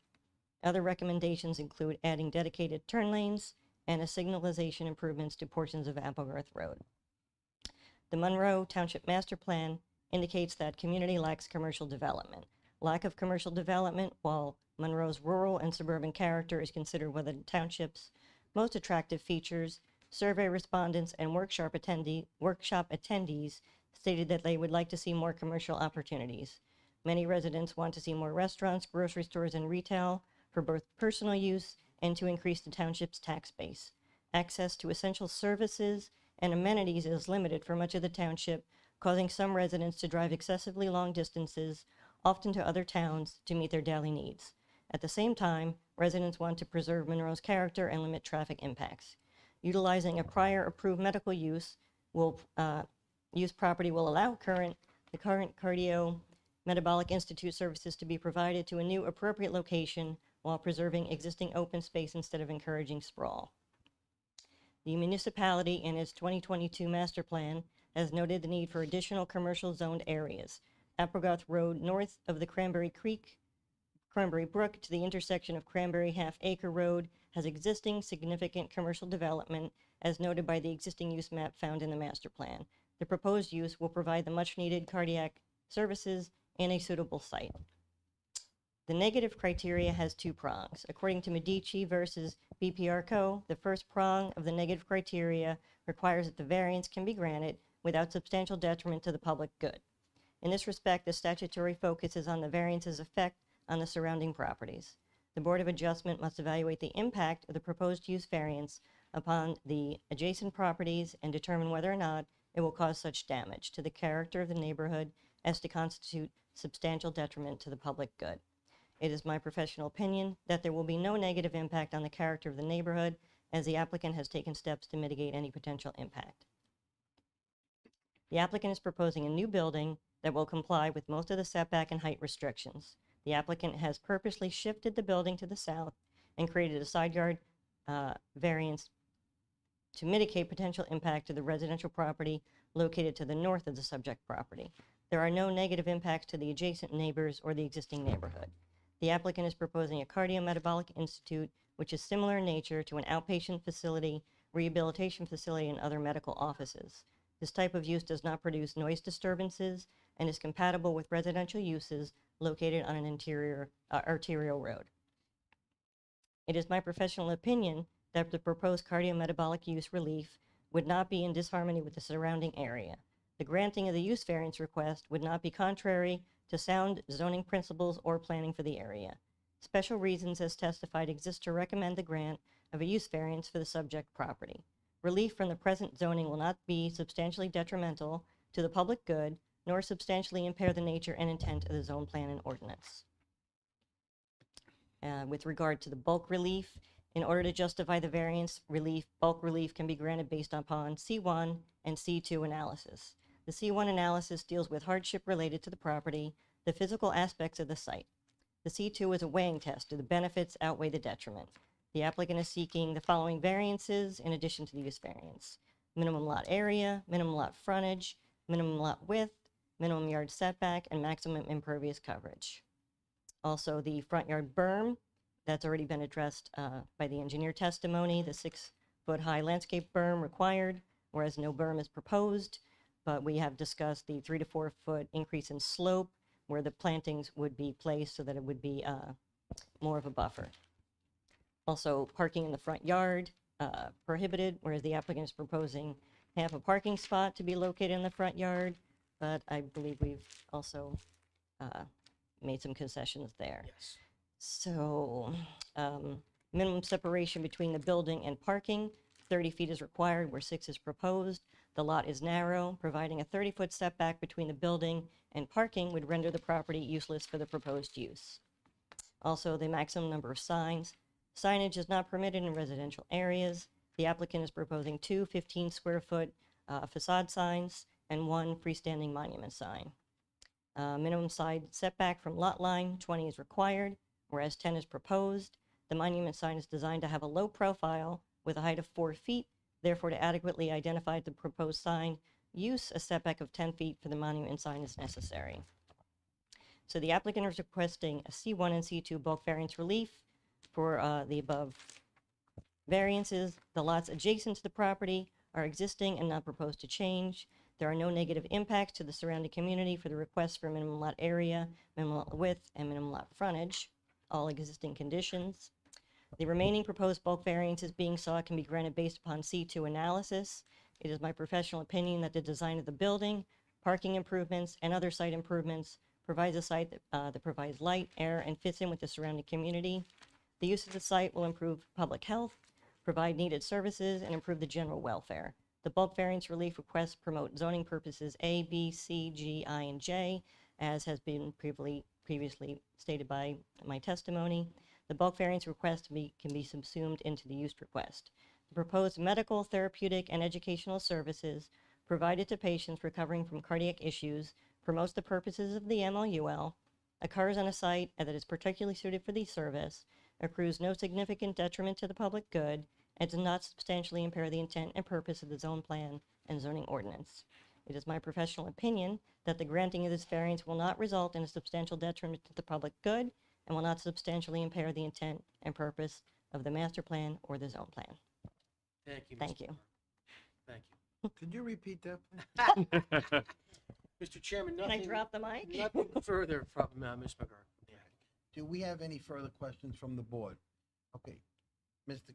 Dr. Kingsley?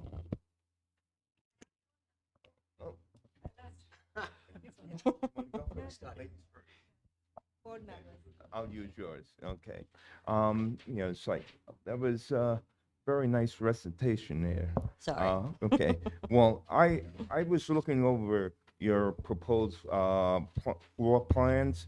I see in two sites, obviously the gym site, which is going to do the primary rehab, and your stress lab on the second floor. There are two proposed sites that can have potential, detrimental effects to patients who have undergone a myocardial infarction. It's like more prone to arrhythmias, more prone to oxygen deprivation of the myocardium. Okay, now, I don't see on here where there's a proposed site for taking care of someone who should get into a precarious situation, such as, having an additional myocardial, condition or an arrhythmia. Dr. Kinsey, Dr. Singhal will address that. Yes. Sure, thank you. So, this is my 30th year of practice and as a cardiologist in the community. And I'll use my Somerset facility as an example. We've had that for over 10 years, that particular facility for 10 years. We do about, because I have a nuclear stress camera over there, in a week, we probably do about 60 to 70 stress tests. At this facility, we may do a few once a week. That place, we do 60, 70. We have a robust rehab program over there. These are not, unlike patients who are having ongoing symptoms, which they're usually in a hospital setting. Most of our patients coming here are relatively stable. Yes, they need an additional level of monitoring, but we wouldn't be doing, having them go through these kind of programs where we anticipate, at least upfront, an issue. So in all these years, I've never really had an issue where we've needed anything special. So what we are doing here is something which we're doing in that other facility for the last 10 years. And that's a much larger space. That's about a 13,000 square foot building over there. And the patient volume is much larger than what we're going to have here. So again, these patients are, obviously we're trying to help them recover, but they are more stable than, the ones we are used to go through the emergency room or in a hospital setting. And we're obviously monitoring them. And one of the requirements is to have a cardiologist on site. So one of us will always be there. Everybody who's involved is ACLS trained. But again, in all these years, I've never really had an instance, but we have a crash cart. And we don't need, more than the professionals and a crash cart in the event something were to occur. Okay, so you're saying that there is no difference from your previous sites to this current site? Yes, yes. No further. Mika, did you have any comments or any further comments? I had just a couple of questions for Ms. Cook. Ms. Cook, based on your testimony, the way I'm understanding is you are seeking this as an inherently beneficial use? Yes. Okay. So you're not applying for site suitability, but as I'm sure that you very well know, for inherently beneficial use, they're either listed in the definition or have been, through legislative process have been deemed as inherently beneficial. Since this use is such a new use, I haven't come across any court case, have you, that has deemed this use as an inherently beneficial use? No, but that's why I provided the site suitability positive criteria Okay. in case the board You were to did. view Oh, it We did, as. Nika, yeah, yeah, thank you. I just want to make sure that, is it the Sika balancing test that we are going for, or are we just going with the site suitability portion of the use variance? I was going to leave it up to the board whether or not they considered it as an inherently beneficial use. So, but in case they did not, I provided the site suitability positive criteria. Thank you. Mark, any further questions? Council, any further witnesses? No one further. Okay, board members, you have an application in front of you. I would advise you of one thing. If you're gonna approve anything. The public? Oh, I'm sorry. Hey, Mr. Chairman, just after the public, may I just speak very briefly? Okay, I messed up with wheel out. Okay. Well, I can say it now, in fact. I know you mentioned bifurcation before, and I know there's a lot on the board's plate tonight. So with regard to bifurcation, I would only ask, not necessarily for use variance and preliminary and final, but for use variance and preliminary and coming back for I final. don't disagree with that, providing my professionals agree. Of course, That's kind of where I was going, understood. but I jumped the gun too quick. That's, So we're gonna hold off on that. Anyone from the public wishing to be heard on this particular application, please come forward. Seeing there's no one from the public, I need a motion to close the public portion on this application. Do I have a motion? So moved. All in favor of closing the public portion? Okay, now, let me go back to what I was before. sure. Board members, we have an application in front of us. My recommendation is to, if we are going to proceed, would be for a use variance and a preliminary. They would still need to come back for final. I would highly recommend, prior to coming back to final, you can seriously consider a potential generator. And before we go to a vote, do you have any anticipation of installing any solar panels at some time? That can certainly be explored. We're not averse to that. Doug, from an engineering perspective, is that an issue?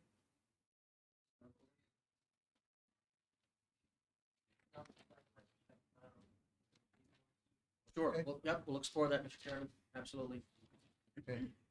Board members, it's now before you. You heard our professionals, you heard their testimony. And Mr. Chairman, if I would just, and with regard to what Mark Rosamo had said about the parking spaces as echoed by Mr. Masters, we would agree to that as well. So you're the third handicap stall? Is that what you? No, the 10 by 18. So we're gonna go from 9, we're leaving it at 10. Yes. Yes, Mr. Chairman, and they'll work on that between preliminary and final Yeah, approval when they yes. come back to the board. If they can't meet that, then at that point, they'll, provide their explanations.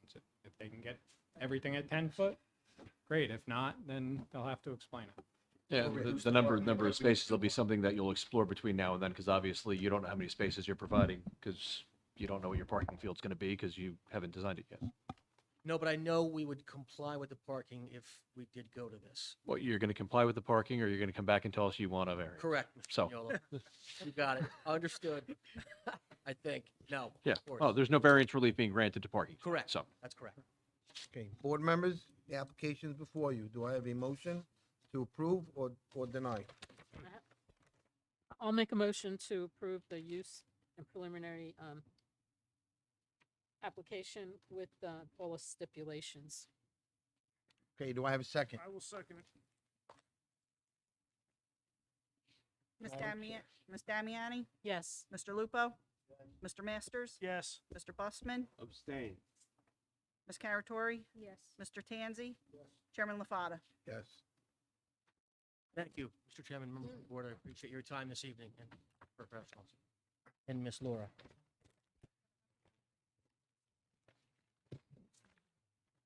Happy holidays, everyone. Oh, See you soon. you too, Walter.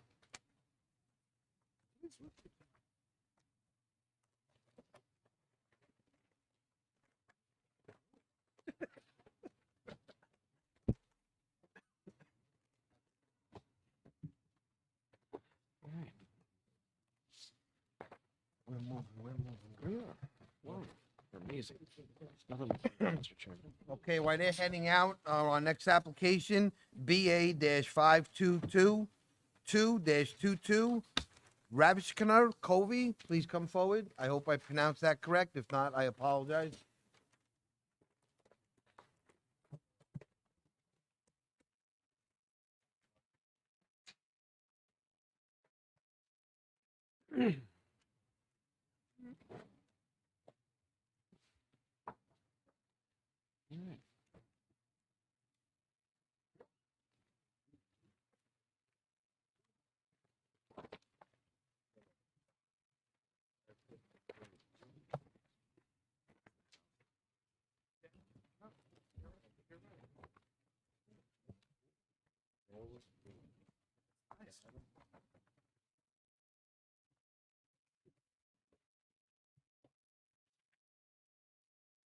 Oh, I'm sorry, counsel. Good evening, Mr. Chairman, members of the board. My name is, I just lost myself for a minute. it's okay. It's getting late in the night. My name is John Rentschler. I'm an attorney at Sonnenblick, Marin, Licata. We're Can representing. you just pull that mic a little bit closer to you? Sure. My name is John Rentschler. I'm an attorney at Sonnenblick, Marin, Licata. We're representing the applicant and owner, Rav Shankar Covey. He's the property owner of 43 Keswick Circle. That's located in the R20 zone. We're here tonight for a bulk variance from the impervious coverage standard. Before I begin, just want to confirm that you received our affidavit of mailing and publication. And Mr. Chairman, I can confirm that I did receive the affidavits of mailing and publication, and the board does have jurisdiction to hear the application. Thank you. So tonight we have two witnesses. We have the project engineer and a professional planner. The architect is also available. I know we submitted architectural plans for the addition. It's the addition in this application that's going above the 40% pervious coverage. He's available if you have questions concerning the addition, but I think the engineer and professional planner should be able to cover all those questions. So to start, I'd like to call our engineer.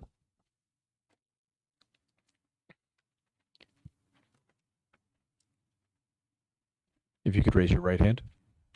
Do you swear the testimony you're going to provide is the truth, the whole truth, and nothing but the truth? See if that light's on. If not, hold the button until it comes on. I do. Perfect. If you could state your name, spell your last name, and give us your address for the record, please. My first name is Nilay, Nilay. Last name is Patel. Could you provide your credentials? Sure. I'm a civil structural engineer with about 12 years of experience, and I'm a registered professional engineer in the state of New Jersey. Have you been before any boards? This is my first time in front of Monroe Township. I've been with other boards. We'll accept his credentials. Thank you, Mr. Chairman. So to start, Nilay, could you give the board a little explanation of what you did to prepare for this meeting? Yes. So originally the plans were prepared by Mr. Tom Scrabble. He is unfortunately undergoing a surgery. So to prepare for this testimony, I reviewed the plans. I reviewed the letters from the board engineer, and I have also been to the site to get the knowledge of the existing conditions. And did you also have conversations with Tom? Yes. In fact, we had 2 meetings.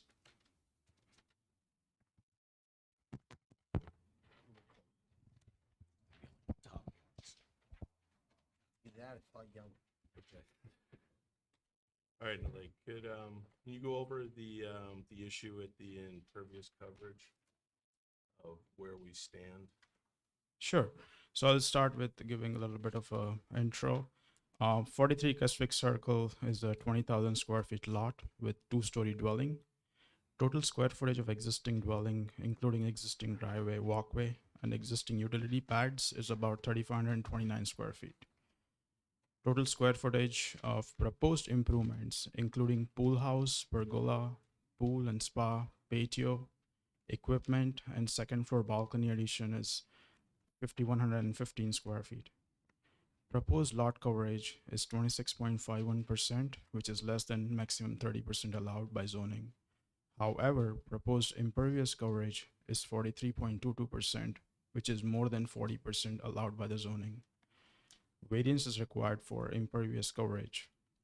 We are providing seepage pits to allow for water to be collected and temporarily stored before it is dispersed slowly back into the ground. As per our drainage calculations, we are assuming 2-inch rainfall over proposed improvements area, which results to a total volume of 6,377 gallons of water.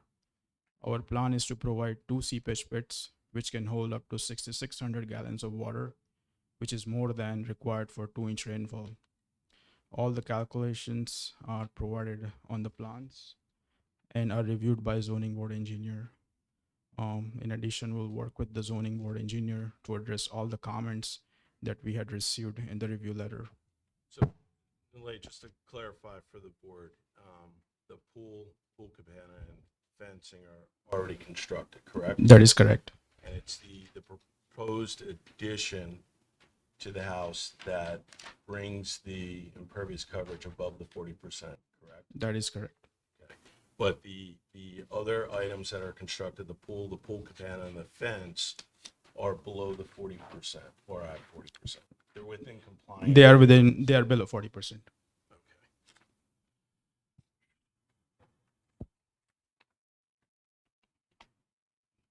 So also too, on the seepage pits, based on those calculations are for the stormwater management for complying with, for over the 40%, the seepage pits, are they in excess of what is expected on the calculation for a 2-inch rainfall? Yes. Our calculations only needed about 6,400 storage capacity, but we are providing about 6,600 storage capacity. So it's in excess of what? About 200. Yeah.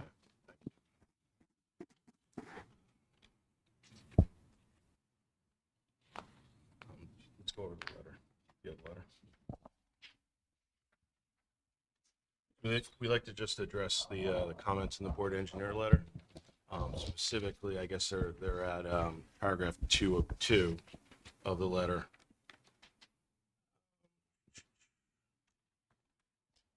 So with respect to 2A, the items that are listed in there, are they actually located on the plan that was submitted? Yes, we have the required calculations and the proposed grading and drainage. Okay, and we also submitted architectural plans, correct? Yes. With regard to 2B, the plan shall be signed and sealed. Yes, we will provide as a condition of approval. These plans will be provided as signed and sealed. 2C, a copy of the survey. They were actually submitted by my office, so the board should have copies of those. Yeah, they weren't late, but they were submitted. Plans, application, number added to title block. We will comply pull up. with that. Yep. With regard to 2A, proposed dimensions on the plan, when we were talking about this may be a question for Mark, but if all the dimensions go on there, the plan may be a little hard to understand and read. Just given the scale of the drawing.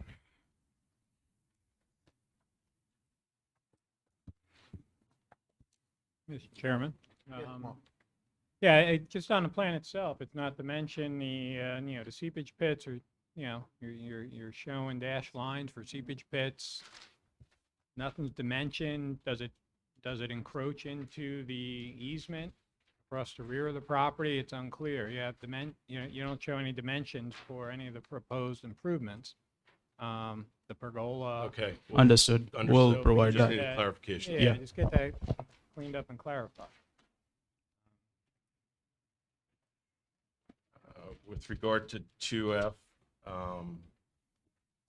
we're not importing fill, we're actually exporting. So. Yeah, so for item G, we are only providing 4-inch pipe. We'll correct the drawing over here, which indicates 6-inch pipe below the retaining wall. but all of the pipes are 4 inches on side. And they will be merged into the perimeter piping. So there will be only one connection that will go to the seepage pits, which is already shown on the drawings. Are you looking for Mark's permission, or are you rebutting his statement? Just clarification. Okay, so I guess make your points, and then when our Okay. professional gets to go, he'll So, comment and he'll rebut. I on mean, that one, we had just an issue with the size of the you're- pipe. you're asking questions like, Yeah. with a question mark, you're asking Yeah. him if it's okay. That's not what we're here for. You need to tell us if you agree, don't agree. and We we'll have a move forward. 4-inch pipe on our plans, and they were listed as a 6-inch. We just need clarification on that one. And then we can comply with 2H.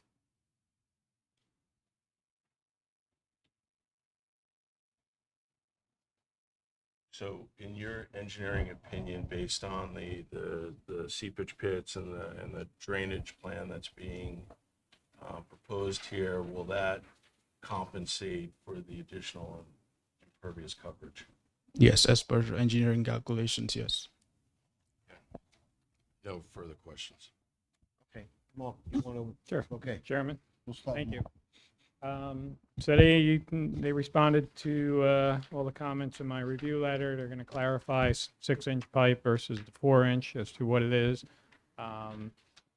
With regard to the seepage pits, the soil borings, have you done soil borings? They On the will site. be provided. Okay, so you'll oversee the soil borings and provide certification as to calculations for the seepage pit that the soils can handle. We'll provide that. Okay, so let me back up. Can you just get clarification on what it is you're proposing at this point? Because your plan is showing proposed addition, proposed balconies, proposed pergolas, proposed pools, pool house, everything's proposed on your plan. So what's what are we in for? proposed is the addition. The other items, permits were already issued for that. We supplied those permits to the board.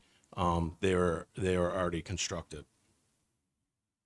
So again, let's get The the plan plans would have cleaned to up be to what it cleaned up. is Yes. at this application. Yeah, the issue came with this with Tom, the original engineer, called away for surgery, so. Okay. Was this application ever before a TRC? Not that I'm With aware. everything that's taken place on this property? Mark, are you aware? Was this at a TRC or no? No. No. I don't recall.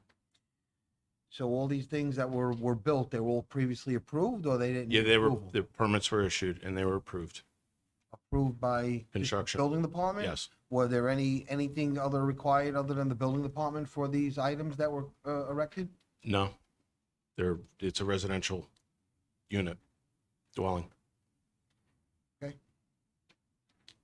Chairman, if I can just continue another comment. The plan indicates that your soil borings are going to be reviewed or witnessed by the township engineer himself. That should be done by your engineer. I'm not out there to provide your certifications for your soil boring. I think that was, bear with me. The seepage pits, is there any outlet pipe in case they cannot handle the water? Will they be piped to any existing storm system? No, there is no pipes provided from the seepage system to the sanitary. So as a condition of any approval, we would need to see the calculations based on the soils, that the soils will be able to handle the seepage that you're designed for, prior to any building permit being issued. That's correct. Mr. Chairman, I don't have anything else. Mika? Thank you, Mr. Chairman.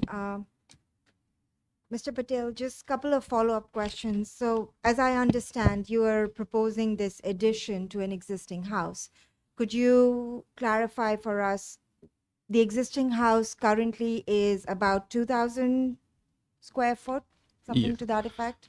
Yes. And how about- many bedrooms is it? basically, we're trying to understand what is the need for the addition? Why are you increasing the impervious coverage, building coverage? So I have the client here, but the need is for older parents to be able to have a bedroom on the first floor. Okay, so is the total number of bedrooms being increased with this It addition? would be increased by one. By one. And overall space of the single family would now be how many square feet?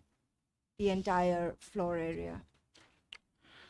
With the existing dwelling is at 2269, and then with the proposed addition of balcony, it will be additional 820 square feet. So that is a total of, because I thought I heard in the testimony it said 5,115. Is that not correct? Or Yes, that is with the pool and everything, okay, so just the house would be how many square? around 389 square feet. 3,089 square feet. 3,089. And that's the that 3,089 is what's causing the variance issue, right? Yes, it's the construction of the pool, patio, pergola, and the addition of the balcony is the total of all together is causing the variance issue. Okay, so and I guess maybe your architect can answer the question. If the bedroom is just being, if only one bedroom is being added, is there any way that this building coverage can be attained within the, the permitted building coverage? Is there a need for the total square footage to be 3,089? I would have to bring the architect up for that. Okay, thank you. That's all I have. I have a question. Obviously, all these projects are underway at this present time. So was any consideration taken into when these projects were all being done? If we downsized the fireplace, the barbecue pit to accommodate the expansion of the house, like what?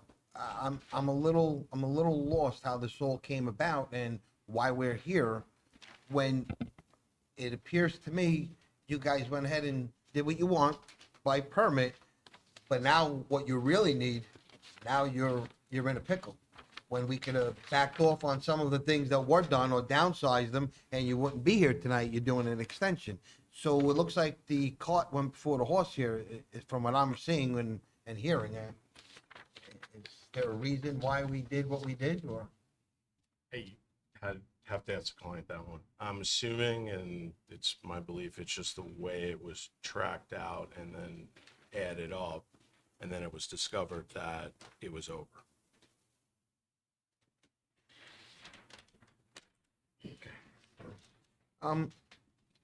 Getting away from council for a minute. Mr. Stroin, I have a question. Would this have been something that should have been done at TRC or should have gone before? I mean, they basically walked into, I don't know how to answer it, but it appears like there's a lot of unanswered questions, even with the water drainage of those tanks, if it can hold that oil, the soil testing. There's it's so many unanswered questions. How could we give them a use variance when we don't know if everything's gonna fall in line? I mean, I'm sorry. That's okay. Just make A sure. density variance if everything doesn't, if everything doesn't fall in line. I'm a little lost, like, I don't know, like, is this something that should be before the professionals, before it comes to this board?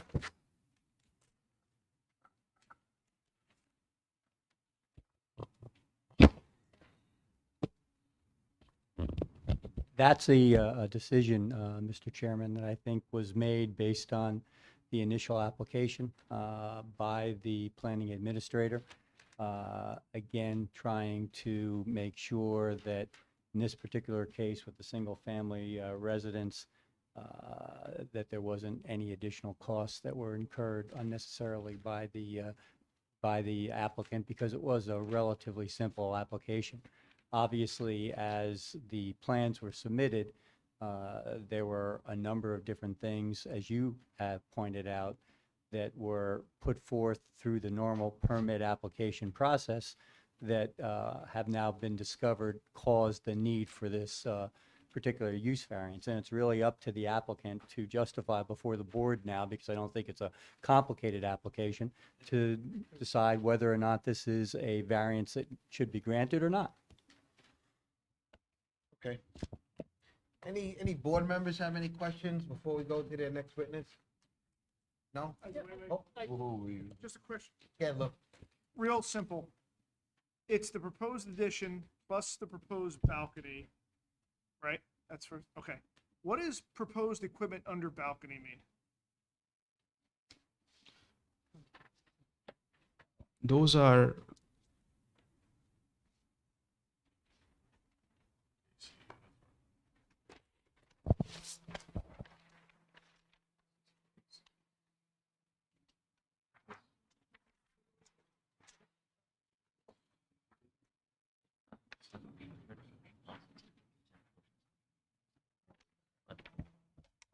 for mechanical units for air conditioning.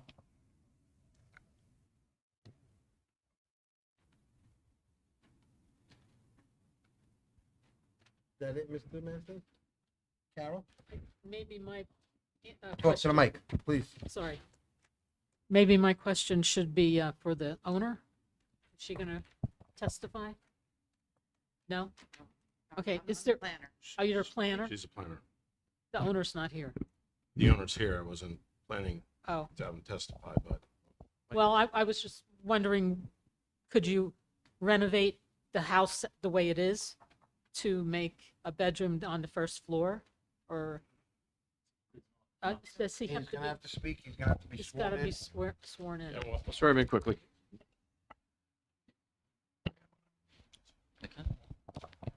If you could raise your right hand for me, do you swear the testimony you're going to provide is the truth, the whole truth, and nothing but the truth?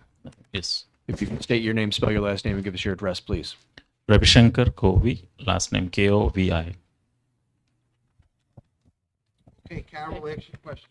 I was just wondering if the way the house is now, can you renovate it so that you can make living quarters downstairs on the first floor? The size of the house is little small. So the adjacent houses are like much bigger than my house, the model itself. So right now there is no space to accommodate another bedroom over there. So there's a dining area and living room. That's pretty much it there available. So will there be a separate entrance for the Same addition? through via It's just part of the house? part of the house. Okay, thank you. Any other questions from board members? Mark, our professional, please. For the engineer again, the grading, the areas between the pool and the pergola is all patio, correct? Yes. So it looks like everything's pretty flat out there. How is that area going to drain? I don't see any inlets. There is a Maybe trench. You We have a will have to perimeter drain. You we'll a have to perimeter- clarify this on the drawings, but the existing condition currently shows the trench drain in an L shape that runs through by the columns that are located at pergola. I see that, and it looks like it's at ground level, so it's at surface level. But for instance, in the rear corner of the building to the north, south, east, to the west, rear corner, you got grade elevations of 102.9. You see those proposed grade elevations of 102.9? Yes. And then you don't show a retaining wall there or anything, and then you have a grade on the lawn of 104. So how are you transitioning between that? And it looks like the grade of the lawn is pitched right to your patio, so everything's going to flow right onto your patio. We do have a retaining wall on the south side of the house right now that runs along the patio. On the south side of the house. But you're putting an addition on the house now, so that retaining wall is being removed? So I believe you are referring to this retaining wall here. if I may use this picture. Yeah, I can't see what that is, but I don't see it on the plan. So is it shown on the plan or it's not shown? Currently, it's not shown on the plan, but we will put that on the plans. Okay. My concern is just I don't want the resident moving forward and then he has a No. problem. I think we're gonna solve this relatively quickly. Council, I think, you guys should go back to the drawing board. I think you should have a meeting, a TRC, to clean up a lot of this paperwork, because there's way too many questions that I'm hearing that we're not getting solid ground answers on, and it's not gonna be favorable. I understand. From my Mr. Chairman. perspective, I'm not saying anything negative, but I think you guys need to do some more homework. You need to review with the engineer and the planner before you come back for the board again. So, unfortunately, we're gonna be heading in, yes, Mark? Sorry, Mr. Chairman, I don't mean to cut you off. That's okay. The items I raised, I have no problem working that out with the applicant's engineer, prior to getting a building permit. Just to keep the application moving along. Okay, then, as a that's professional, certainly- if you're comfortable with that, but I'm hearing a lot of questions, and this board's gonna have to make a decision based on 100 things that have question marks on them, and they may not feel comfortable, and if they go in a negative direction, then we end up in a problem here. Mr. Chairman? Yes. Well, I think it would probably be best to follow your lead on that, and can we schedule a TRC and get rescheduled? I don't know how in-depth the TRC would be needed. Yeah, I'm just, I mean, I see think, your I concern think there with, needs to be some clarification, because yes, I would agree with Mark. However, I can't speak for board members. no, and I see that concern, and that's a And I don't concern. want to lose any continuity here, but at the same token, we're being asked to make a decision, and I don't know what I'm making a decision on. So I think it would be in the best interest to move it to the new year. Because it's a new year, I don't know if anyone's here from the public, but we're also going to require a repost.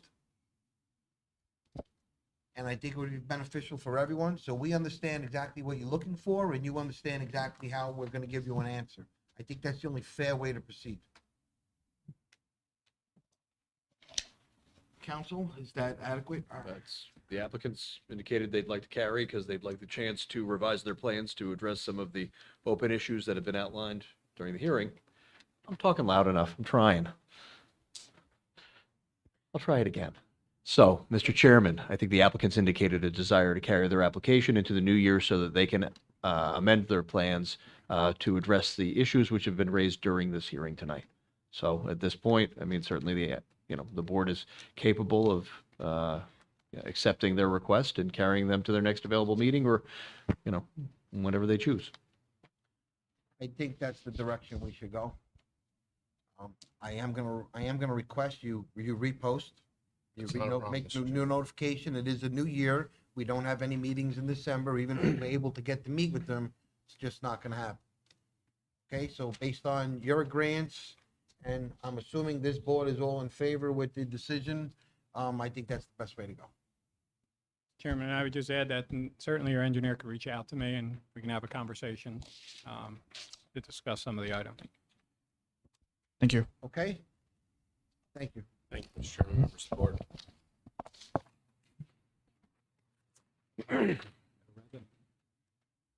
Oh, I'm sorry. We're gonna open it to the public portion on that application? Or No. we can't, right? Well, no, they're walking out, so.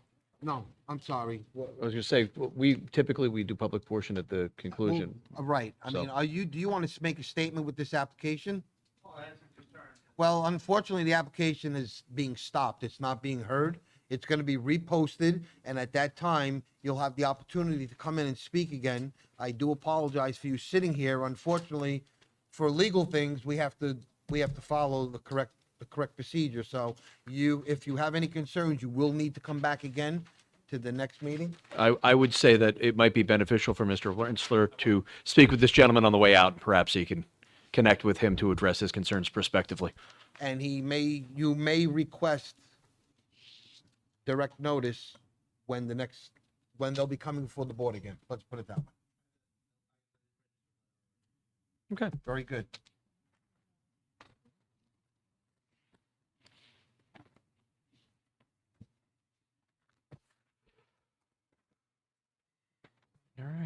Okay. Yeah, we'll give you guys a minute or two to set up and then we'll get going. If anyone, how about we just take a quick 5 minutes? Sure. Stretch your legs and we'll continue.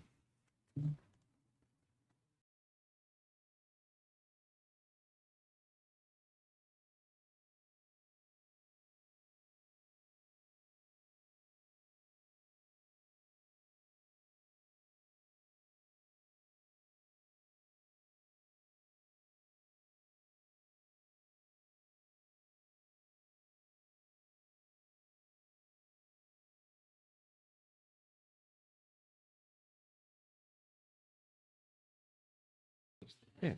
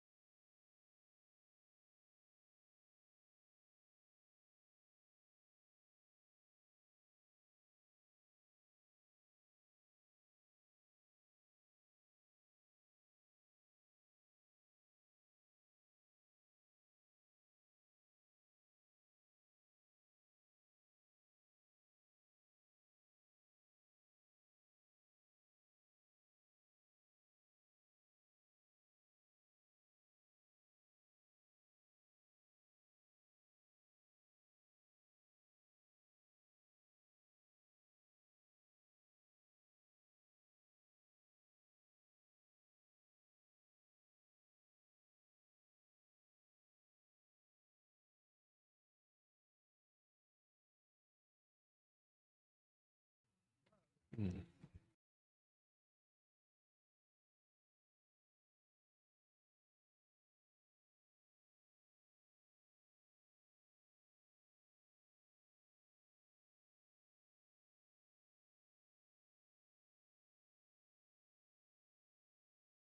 You doing a PowerPoint?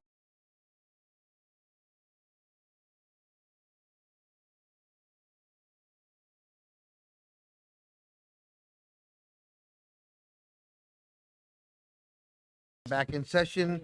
Next application is BA-5214-21 Esposito Construction LLC. Yes, good evening, Mr. Chairman, members of the board, professionals. Actually, good to see everybody in person again. I think I've seen you on Zoom a few times. Lawrence Sachs on behalf of the applicant, Esposito Construction. This property is located at 20 Federal Road, Block 31, Lot 1. It's located in your FR-FLP FHC zone. And we're here this evening seeking a D1 use variance and preliminary and several bulk variances as well, C variances, and then preliminary and final site plan approval. What we're essentially seeking to do is to utilize some of the existing buildings that are on the site, the largest building as a repair garage for the Esposito Construction Company, a smaller building for a welding area. There's going to be the demolition of an existing residential structure on this property, which is in quite a dilapidated condition. Some of you may be familiar with the prior use of this property. For many years, it housed an arcade company. So there were arcade rides that were stored there and other associated equipment with that. And at one time, it was also an FBI repossession yard.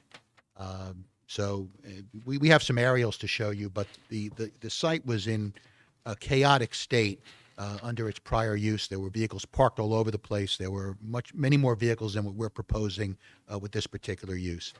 So what Esposito Construction is looking to do is to utilize this site as its repair garage to repair vehicles and equipment. They have 4 other locations presently in Old Bridge, but they don't have a garage anywhere to repair their equipment. So that's the primary use of this property. As well, we also propose to store vehicles here, and our engineer will testify as to how those vehicles will come in and out, but it's a rather orderly transition. Without further ado, what I'd like to do is have my first witness sworn in, who is Mr. Kevin Shelley from Shore Point Engineering. He will describe the existing conditions. He'll describe the site layout. He'll get into the operations. We also have our professional planner here this evening, Mr. Dave Roberts, who's going to give you a nice PowerPoint presentation. Hopefully it'll work. You'll be able to see it. And we also have our principal, Mr. Matt Esposito, if you have any questions. But at this point, I'd like to have our first witness sworn in, Mr. Chairman. Just one housekeeping item before we start, Mr. Chairman. I did review the affidavits of publication and mailing. There was one question over the nature of the use variance needed. The notices do indicate a D2, a D1 is needed. Spoke with Mr. Sachs. The balance of the language in the notice calls out the need for a D1 use variance. So I think we can move forward with an understanding that if there is any question, the applicant's proceeding at their own risk. Yes, and we are seeking a D1 use variance, and your attorney is correct. We reference the fact that we need a use variance because, quite frankly, not too much is permitted, and I think Mr. Razamovich will agree with me. Not too much is permitted in this zone. But yes, there was a pre-existing use here, but yes, we're seeking a D1 use variance on that. So, great. Sir, if you could raise your right hand for me, do you swear the testimony? Oh, there we go. Do you swear the testimony you're going to provide is the truth, the whole truth, and nothing but the truth? Yes. If you could state your name, spell your last name, and give us your address, please. Kevin Shelley, last name Shelley. I'm the owner of Shore Point Engineering. We're located in 1985 Highway 34 in Wall. Mr. Shelley, if you can give the board the benefit of your professional background and qualifications. I'm a licensed professional engineer in New Jersey since 2012. My license is current and in good standing. I've testified in front of various boards across the state, but I've not had the pleasure of previously testifying in front of this board. We'll accept this potential. Thank you, Mr. Chairman. Thank you. All right, so Kevin, if you can describe the existing conditions and what's being proposed, and I know you have some exhibits. Yes. Which we may have to mark. We will. Sure. So the first exhibit, which I can mark as A1. And if you could add today's date, which is the 29th of November. Perfect. This is an aerial exhibit using the Google Maps 2019 aerial imagery for the property. And then I will also mark exhibit A2 with today's date. Thanks. Which is an aerial exhibit from the 2015 NJDEP GeoWeb. I also have some handouts which provide the same photos for those that cannot see.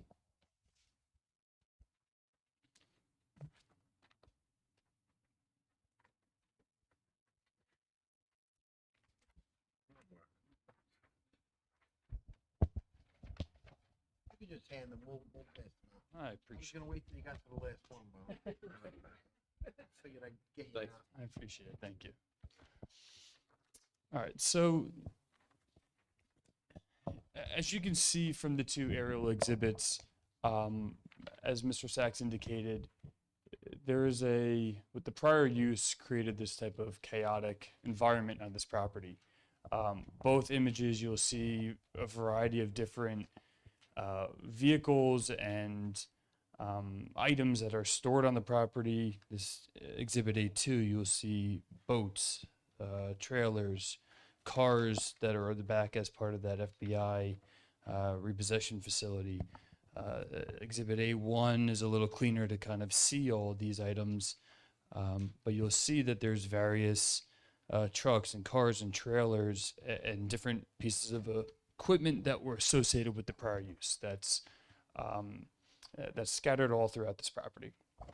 The existing buildings, or I'll circle back for that for a second. Again, just to kind of situate you at the property, located 20 Federal Road. To the southeast of the property, on the bottom of the plan, you'll see Federal Road. To the northeast of the property, you have the railroad tracks. To the northwest of the property, you'll see is wooded vacant land. And directly south of the property is an existing diesel engine repair shop. The property contains multiple structures, including a larger metal building and a masonry building, which were previously used for equipment maintenance and repairs, along with a frame dwelling adjacent to the railroad tracks that is in a state of disrepair. There's a paved driveway out to Federal Road and an asphalt parking area surrounding the existing maintenance buildings. And the remainder of the 34-acre property is wooded, as you can see on Exhibit A1. The applicant, I will switch.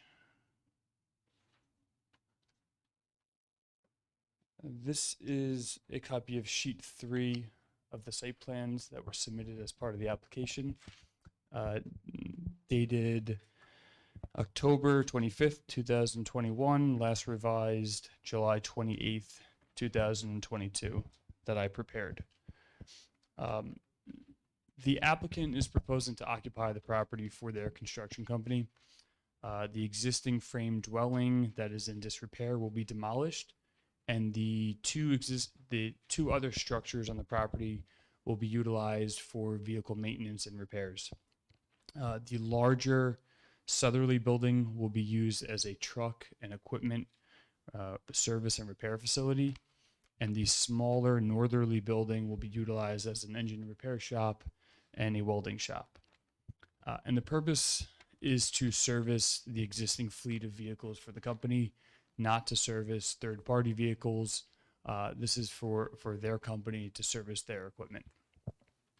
The paved areas on the site will be utilized for employee parking, truck and construction vehicle parking, with some limited outdoor storage of construction materials such as utility pipes and appurtenances like that.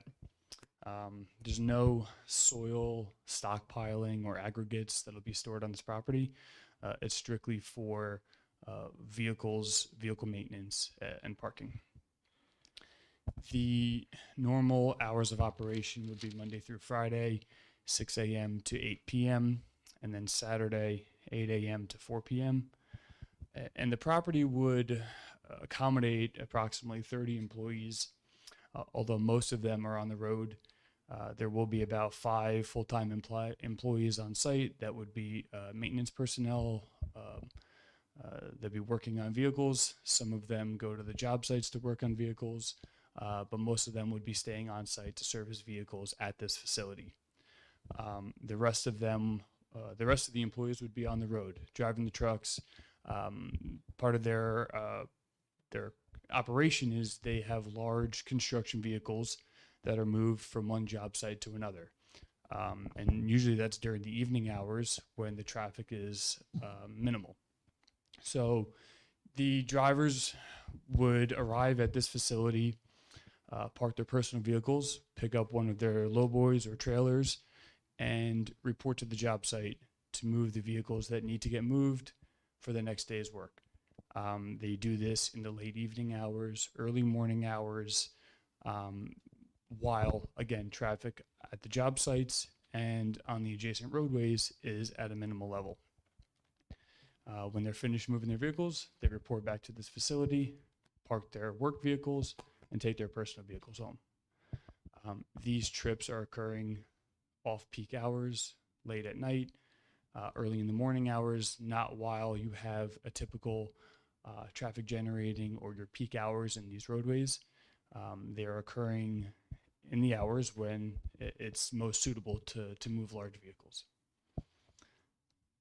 Most of the servicing of their large vehicles is performed on the job sites themselves, but on occasion, when more significant services are needed, they will be performed in these facilities.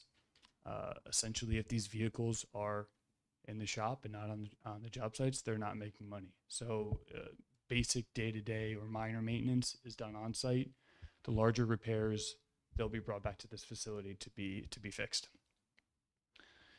In terms of site improvements, there's really not a lot. The site is, the existing buildings are there, the pavement's there. There's no increase in paved area or impervious surfaces. There's no regrading being done, no tree clearing of those sorts. The applicant's going to mill and repave the front 357 linear feet of the existing driveway entrance at Federal Road. They'll construct a trash enclosure in the paved area. And although it's not visible from the road, the required landscape buffer around that enclosure will be provided. 32 employee parking spaces will be delineated in the existing pavement area. This includes 2 handicap accessible spaces and 1 electric vehicle make-ready space as well. The employee spaces will be striped at 10 foot by 20 foot in size in accordance with the township ordinances. I'll show you on the plan. Is that electric and handicap part of 32? Correct. There, as required by ordinance, a loading space is also required. On the right-hand side of the plan, you'll see the existing dwelling that's proposed to be removed. And there's a existing pavement area located behind that building. That space will be striped to be designated as a loading zone so that we will not read relief from the loading zone requirement for the development. Typically, the only deliveries to this property would be for parts for the vehicle maintenance. A delivery occur, the driver would pull up to the front gate, ring the bell at the front gate. Somebody, one of the on-staff personnel would meet the truck out at the gate, escort them into the appropriate loading zone, and accept the delivery. Not many deliveries would be expected. There's no material being delivered here. Materials delivered directly to job sites. So this would strictly be parts that were needed for the maintenance of the trucks. The 2 existing buildings are going to be renovated and reused. The applicant has already re-sided and re-roofed the 2 buildings that are on site. The rest of the renovations would be interior to create the facility that they need for their company. We are proposing an 18 square foot identification sign at the proposed entrance. It'll be a double-sided sign that'll be no taller than 8 foot in height, and it'll be wood framed with vinyl lettering. The sign is set back 1 foot from the property line, as it's the only location where a sign would be visible. If you're familiar with the property, you have the edge of pavement on Federal Road. You have a chain link fence directly behind the pavement and wooded wetlands area directly behind there. If the desire for a visible sign, this is the only location between the pavement and the existing fence there. Pushing it back into the woods would require tree clearing. Again, moving an existing fence, it would trigger disturbance in the wetlands area there. That would not be permitted. New site lighting for security and safety is proposed on the property. There'll be a few new light poles, approximately 13 feet in height, as well as building mounted light fixtures on the 2 existing buildings. That'll be approximately 15 feet in height. And all the paved areas will have an average lighting level of 0.5 foot candles in accordance with the township ordinance. There is no new development or disturbance in the proposed northern corner of the property that is subject to the flood hazard conservation zone requirements. And lastly, the applicant's proposing an 8.5-foot right-of-way dedication along the property frontage to provide a 25-foot half-width right-of-way along Federal Road. So the proposed improvements are minimal, yet several variances are associated with the application due to the existing site conditions, the fact that the applicant is reusing a lot of these existing site facilities for their operation. First and foremost is the use variance for the property to operate as a construction facility as described. That is not permitted in the zone. I'll let our planner touch base on the proofs and justification for the use variance. And there's also several bulk variances that would be required as part of this approval. A minimum 60-foot buffer is required from a property line, and portions of the existing driveway and the existing frame dwelling that is being removed are located approximately 50 feet from the northeastern property line adjacent to the railroad tracks. Again, the existing driveway is an existing non-conforming condition. The existing dwelling is currently located there. It's being proposed to be demolished. It will create disturbance within the 60-foot buffer. But again, these are existing non-conforming conditions that are not being exaggerated as part of this development. A variance is requested for the proposed site sign being located within the front buffer. Ordinance section 108-8.1.b indicates that no use, activity, or sign is permitted within a buffer area. And as I indicated earlier, there's really only one location for a site sign here, and that's out front up against the fence area on Federal Road, which would be within that buffer. A variance is requested from Ordinance 108-8.1a that requires solid and continuous landscape screening surrounding the property. Majority of the property is currently wooded. No tree clearing is proposed. As part of this application, there is a dense existing buffer surrounding this property on all sides, with the exception of the northeast side along the railroad tracks. And again, that is the existing site conditions. No additional buffering is proposed to screen the existing site from the railroad tracks. So a variance will be required. A variance is requested to permit a freestanding sign as it is not permitted within a residential district.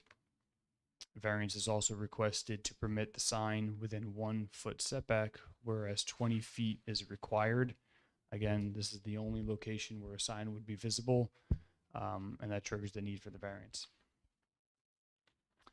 A variance is requested from Ordinance 108-9.1E1 that indicates that no parking shall be allowed within 30 feet of the outer walls of any structure.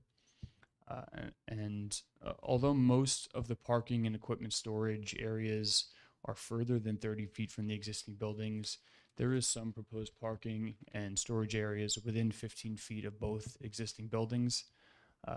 And again, I believe the intention of the ordinance would be to protect buildings from vehicular damage. But we believe that the area, existing, there is pavement surrounding both of these buildings. The whole rear part of the site is fully paved. There is plenty of space and pavement areas for maneuverability for these drivers to park these trucks and equipment within 15 feet of those buildings without running the risk of any potential damage to those buildings. A variance is requested from Ordinance Section 108-9.1A.13, which does not permit parking in a front yard. Again, it's an existing site condition. As you can see from the layout plan, the employee parking spaces that are located along in front of the large maintenance building along this radius here, while they are located over 500 feet from Federal Road, technically they are in front of the building and are within a front yard. The parking spaces are not visible. That area, that 500 feet between the parking spaces and Federal Road is wooded and screened. But again, due to the existing site conditions, a variance would be needed. A variance is requested from ordinance section 108-5.16, which does not permit overnight parking for vehicles in excess of 8,000 pounds or having more than 2 axles on a property which is used for residential or vacant property in a residential zone. The applicant's proposing a commercial use in the residential zone that includes overnight parking for larger vehicles. And I believe that based on the language of the ordinance, that I'm not sure this section is applicable since it is a commercial use within a residential zone. But if the board feels that it's necessary to grant the variance for overnight parking on this facility, then we would respectfully request that. A variance is requested from ordinance section 108-5.24 that indicates no outdoor storage of materials in any district is permitted. And again, the applicant's proposing to utilize 2 sections in the rear of the paved areas to store construction materials, utility pipe, items like that on the property. A variance is requested from ordinance section 108-12.23 that indicates that a trash area shall not be located within any front yard area. Again, although the trash enclosure is more than 450 feet from Federal Road, it's still technically located within a front yard, and a variance will be needed.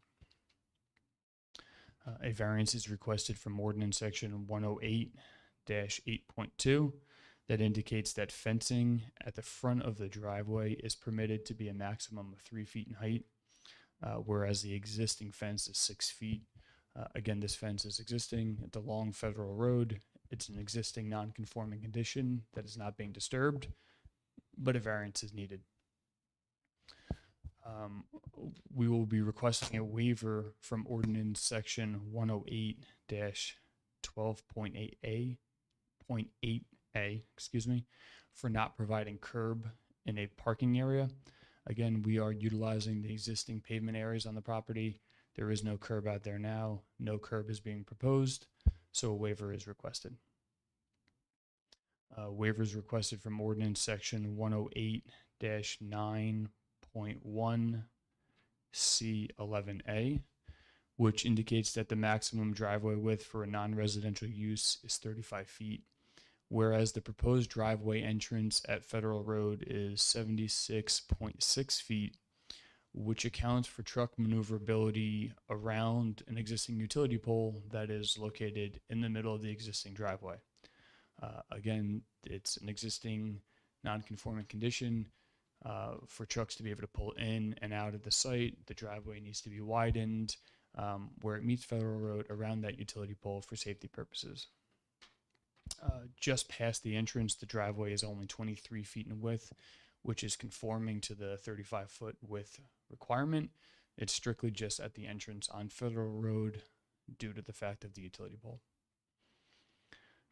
A waiver is requested from ordinance section 108-11.4B12 for not providing a grading plan, as no grading is proposed as part of this application. We're simply utilizing the existing pavement area, the existing site improvements, so no proposed grading is part of the application. And the last waiver, I believe, is from ordinance section 108-12.26 for not providing improvements such as curbs, sidewalks, street trees, lighting, drainage along Federal Road. Again, as I indicated, the road has an existing edge of pavement, a fence line, woods and wetlands directly behind it. Creating any type of curbing, sidewalk, street trees, drainage would push into the existing vegetated wetlands area there, which would require DEP permitting, and simply there's no room for any of those improvements on the portion of Federal Road.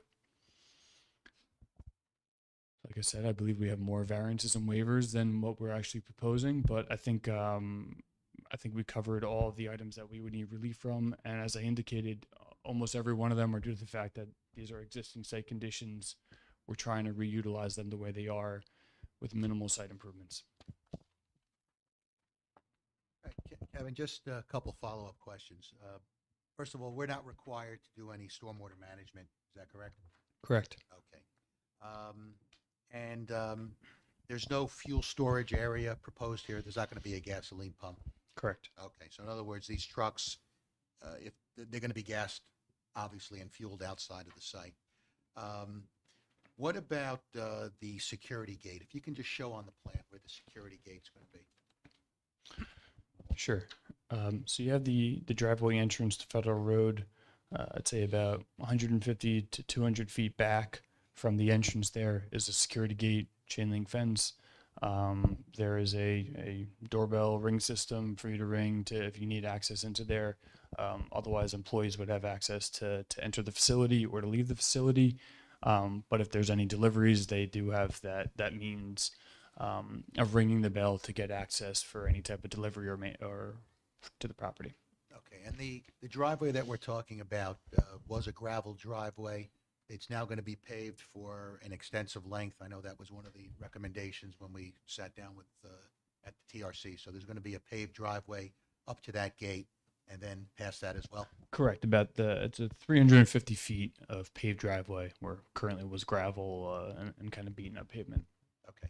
And in terms of, just so the board is clear, in terms of the way operationally the drivers come into the site, we have 32 employee parking spaces. We have approximately 5 mechanics, maintenance people. They'll be there all day, right? Pretty much, yes. All right. So, I mean, that's pretty much the staff that's going to be there from 9 to 5, so to speak. The drivers then are going to bring their personal vehicle into the site. They'll park in one of those 10 by 20, not 9 by 20, 10 by 20 parking spaces. Then they'll take their vehicle, their truck out, and that'll be at a site all day, perhaps with some equipment on a lowboy, and then that'll be returned in the evening, and then they'll retrieve their vehicle. Correct. Okay.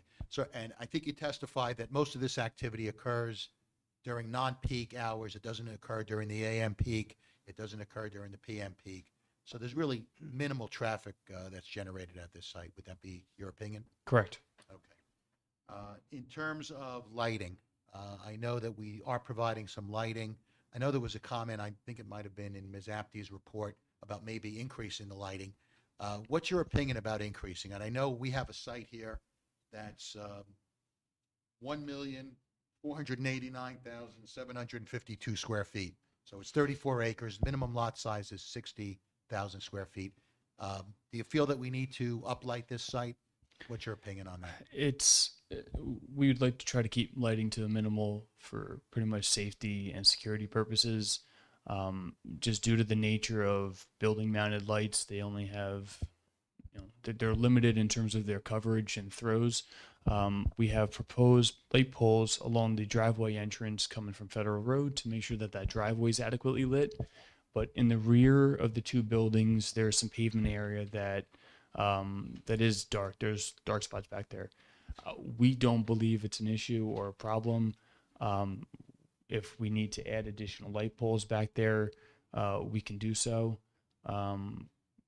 Again, I don't think that we want to create any type of increased lighting effect on this property, considering that the drivers are coming in, taking their trucks and getting out on the road. There's not a lot going on this property during the evening hours. Essentially, they're coming in and going.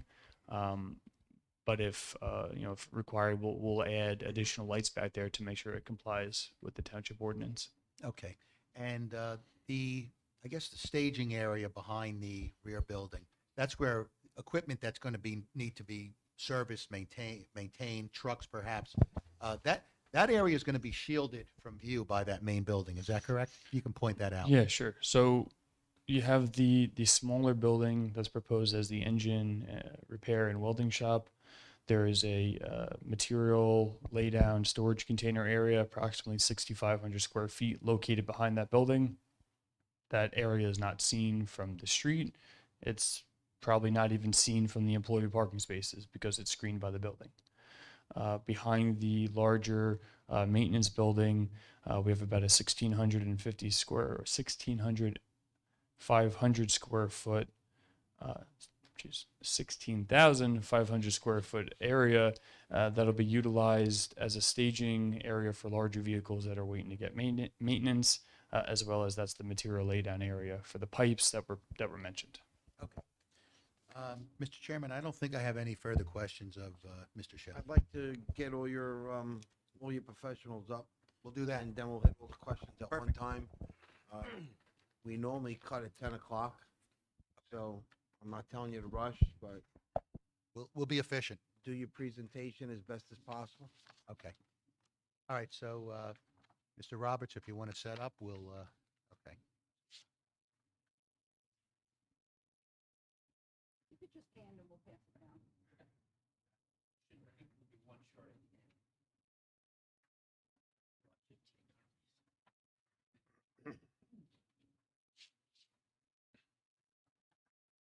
Thanks. Just hold the top button till the light comes on. Okay, whoa, okay, gotcha.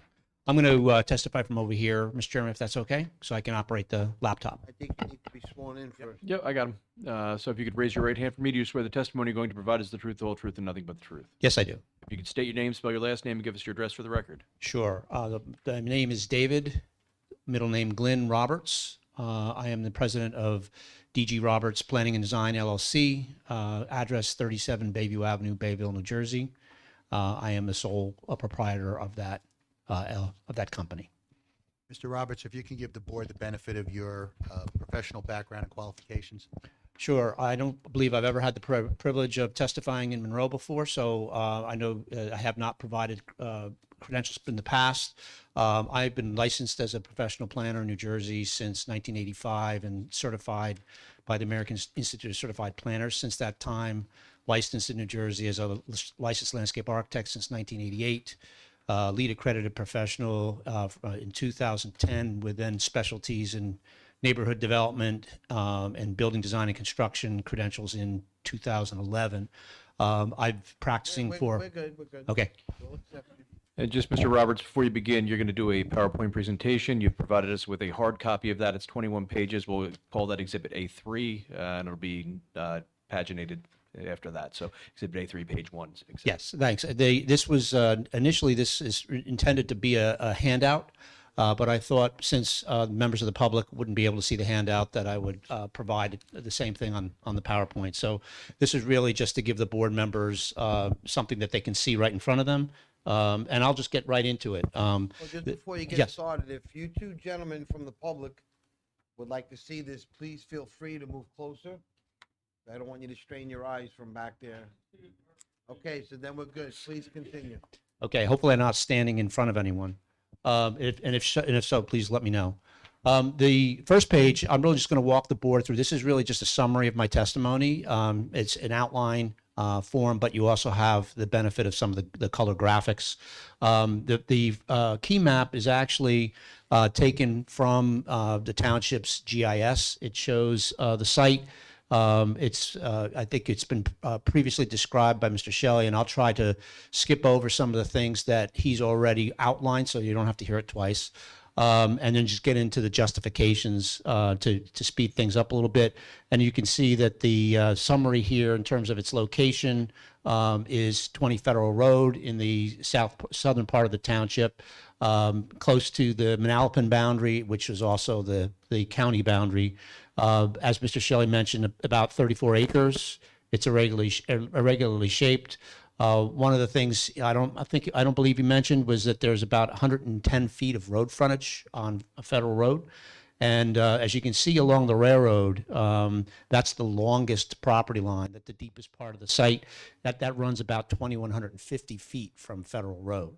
And then as you can see, it kind of zigzags around lots 2 and 3 that have frontage on Federal Road as well. One of the other things about this, the aerial that comes from the township's GIS is that it also shows the site while it was being used. So you can, as you can see in this on this page, and I believe it was also shown in the aerial that Mr. Shelley presented to the board, when the site was being used, it was quite cluttered, I guess is one way to say it. And then, as Mr. Shelley also mentioned, some of these vehicles are obviously larger vehicles in terms of trailers and the like. To move on, just from the zoning point of view, most of the site, with the exception of the northwest corner, is zoned for RRFLP. My understanding is that it was previously a light industrial zone up until 2003, when the zoning was changed. Again, some of the adjoining uses to the north is the railroad, and beyond the railroad are wooded areas, as you can see in the aerial. To the east are woodlands, vacant lands, and a single-family dwelling that's directly to the east along Federal Road. To the south of Federal Road are woodlands again, vacant land, a single-family dwelling with a detached garage, farmland, and woodlands. One of the significant neighbors is the diesel engine repair facility to the southwest on lots 2 and 3.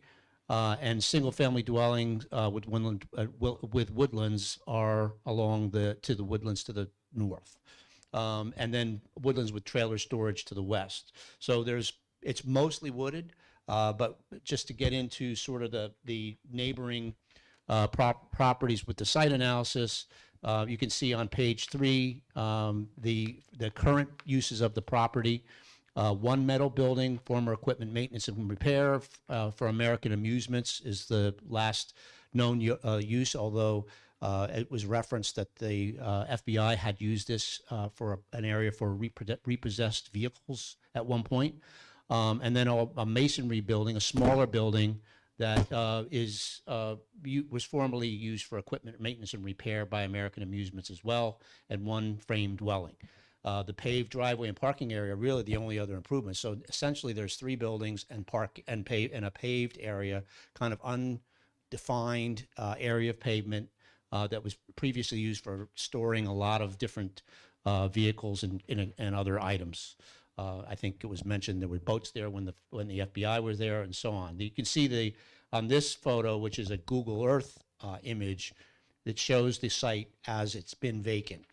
So this is the current, similar to the current conditions as you can see today on slide number 3. You can see all three structures, 3 buildings on the property pretty clearly in this image.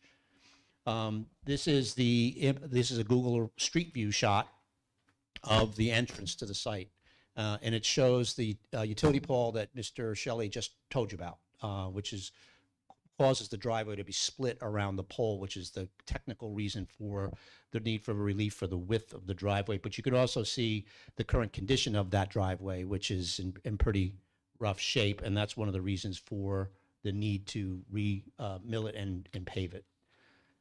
This is a couple of the other neighboring uses. This is 34 Federal Road, immediately to the south of the subject property. This is on the top is the Google Earth Street View of the driveway of that facility, and you can see there's a house in the front, and then you can see some of the equipment, some of the larger vehicles that are parked along the driveway. That was taken in October of 21. In terms of Google Earth, and then below that, those are overhead shots of the neighboring property as well. So you can get a sense that there's similarities in terms of the commercial uses of the 2 properties along Federal Road that probably go back to when it was a light industrial zone. In addition to that, across the street at 21 Federal Road, this is the dwelling with the detached garage that was referenced, and it appears that there's an additional dwelling above that garage. This is in the tax records. 21 Federal Road is listed as a Q farm, so it's actually 2 lots, 3A and 3B. Obviously, a farming use is permitted in the rural residential farmland preservation area, and it's obviously a cleared area around that house. So it's presumed to be used for agricultural purposes and as a dwelling. But there are some vehicles stored there, but for the most part, that appears to be the use of that property. The proposed use is, as was referenced before, is a maintenance yard for a construction company. They have several satellite facilities, and this would be an additional satellite facility to service their operations.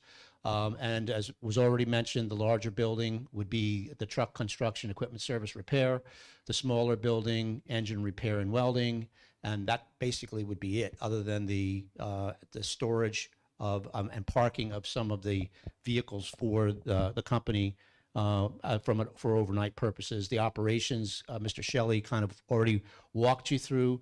The emphasis there was that even though there's 30 employees, there's that would be potentially parking on the site. They would be they would be going to construction sites during the day with the vehicles, except for the mechanics that would be either going to construction sites or that would be at the facility working on vehicles during the day.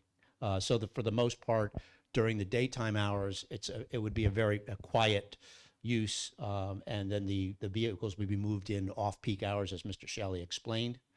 In terms of the site improvements, this is on page 7. I think probably the most significant part of this whole application, and one of the things that impressed me about it was, first of all, typically when you have a new use coming into a site, even if it was previously used for a similar use in the past, there's some kind of change to the site. There's usually maybe the building is not big enough, so it needs to be expanded, or the parking is not big enough, it needs to be expanded.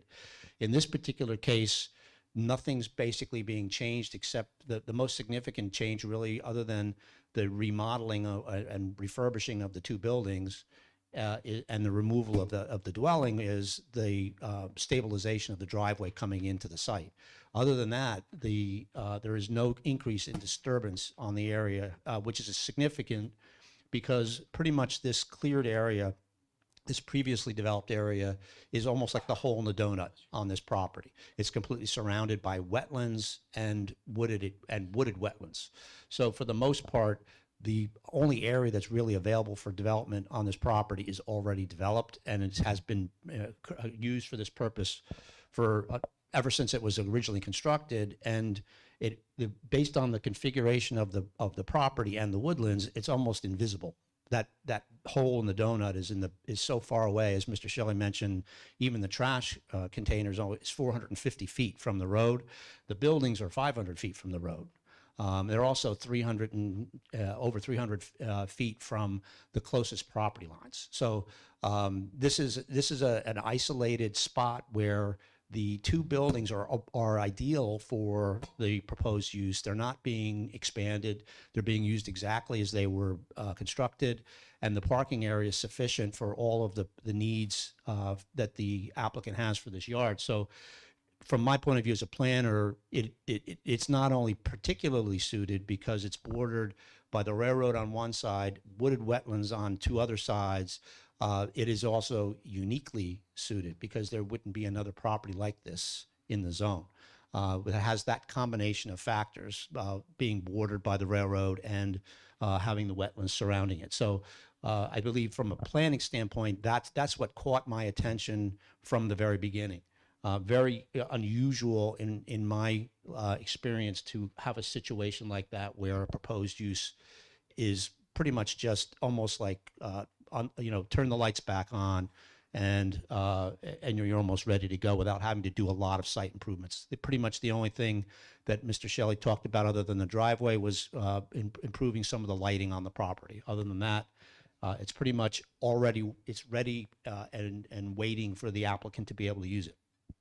Just to go through the justifications for the variances, I would say, again, from the use variance point of view, that the site is particularly suited and uniquely suited for, even though it doesn't have to be uniquely suited, as your board planner pointed out in a report, it is, in my opinion, it is both. And it meets the suitability test for use variance. The bulk variances, as Mr. Shelley walked you through them, as he said, and I would agree with him, that they're all driven by the existing conditions on the site. For example, just to touch on a couple of them, because he's already kind of walked through them. The parking in the front yard. In your ordinance, you consider the front yard to be any portion of the property between the building and the road. And so if the buildings are 500 feet from the road, that means you have a 500-foot front yard. So in this particular case, it would be, given all the other site conditions, it would be extremely difficult to be able to locate that parking behind those buildings, because if you tried to do that, you'd be encroaching in the wetlands. So and you'd be taking down trees, and you'd be expanding impervious areas. So again, the justification, there's really, for the bulk variances, not to have to repeat them for you, but to, kind of, they all relate to that condition. And I would say that there's a combination of both the C1 and C2 in this case, because you have physical constraints on this property in terms of the wetlands that you can't change. So that constrains, it limits a 34-acre property to a relatively small percentage that really can be used, and that percentage is already improved with buildings and pavement. So that the physiographic condition of the property represents the hardship, and in terms of the special reasons, there are a number of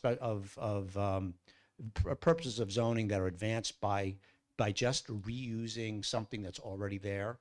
And I believe that the bulk variances are subsumed into those purposes of zoning as well with the use variance. But let me go through just to recap.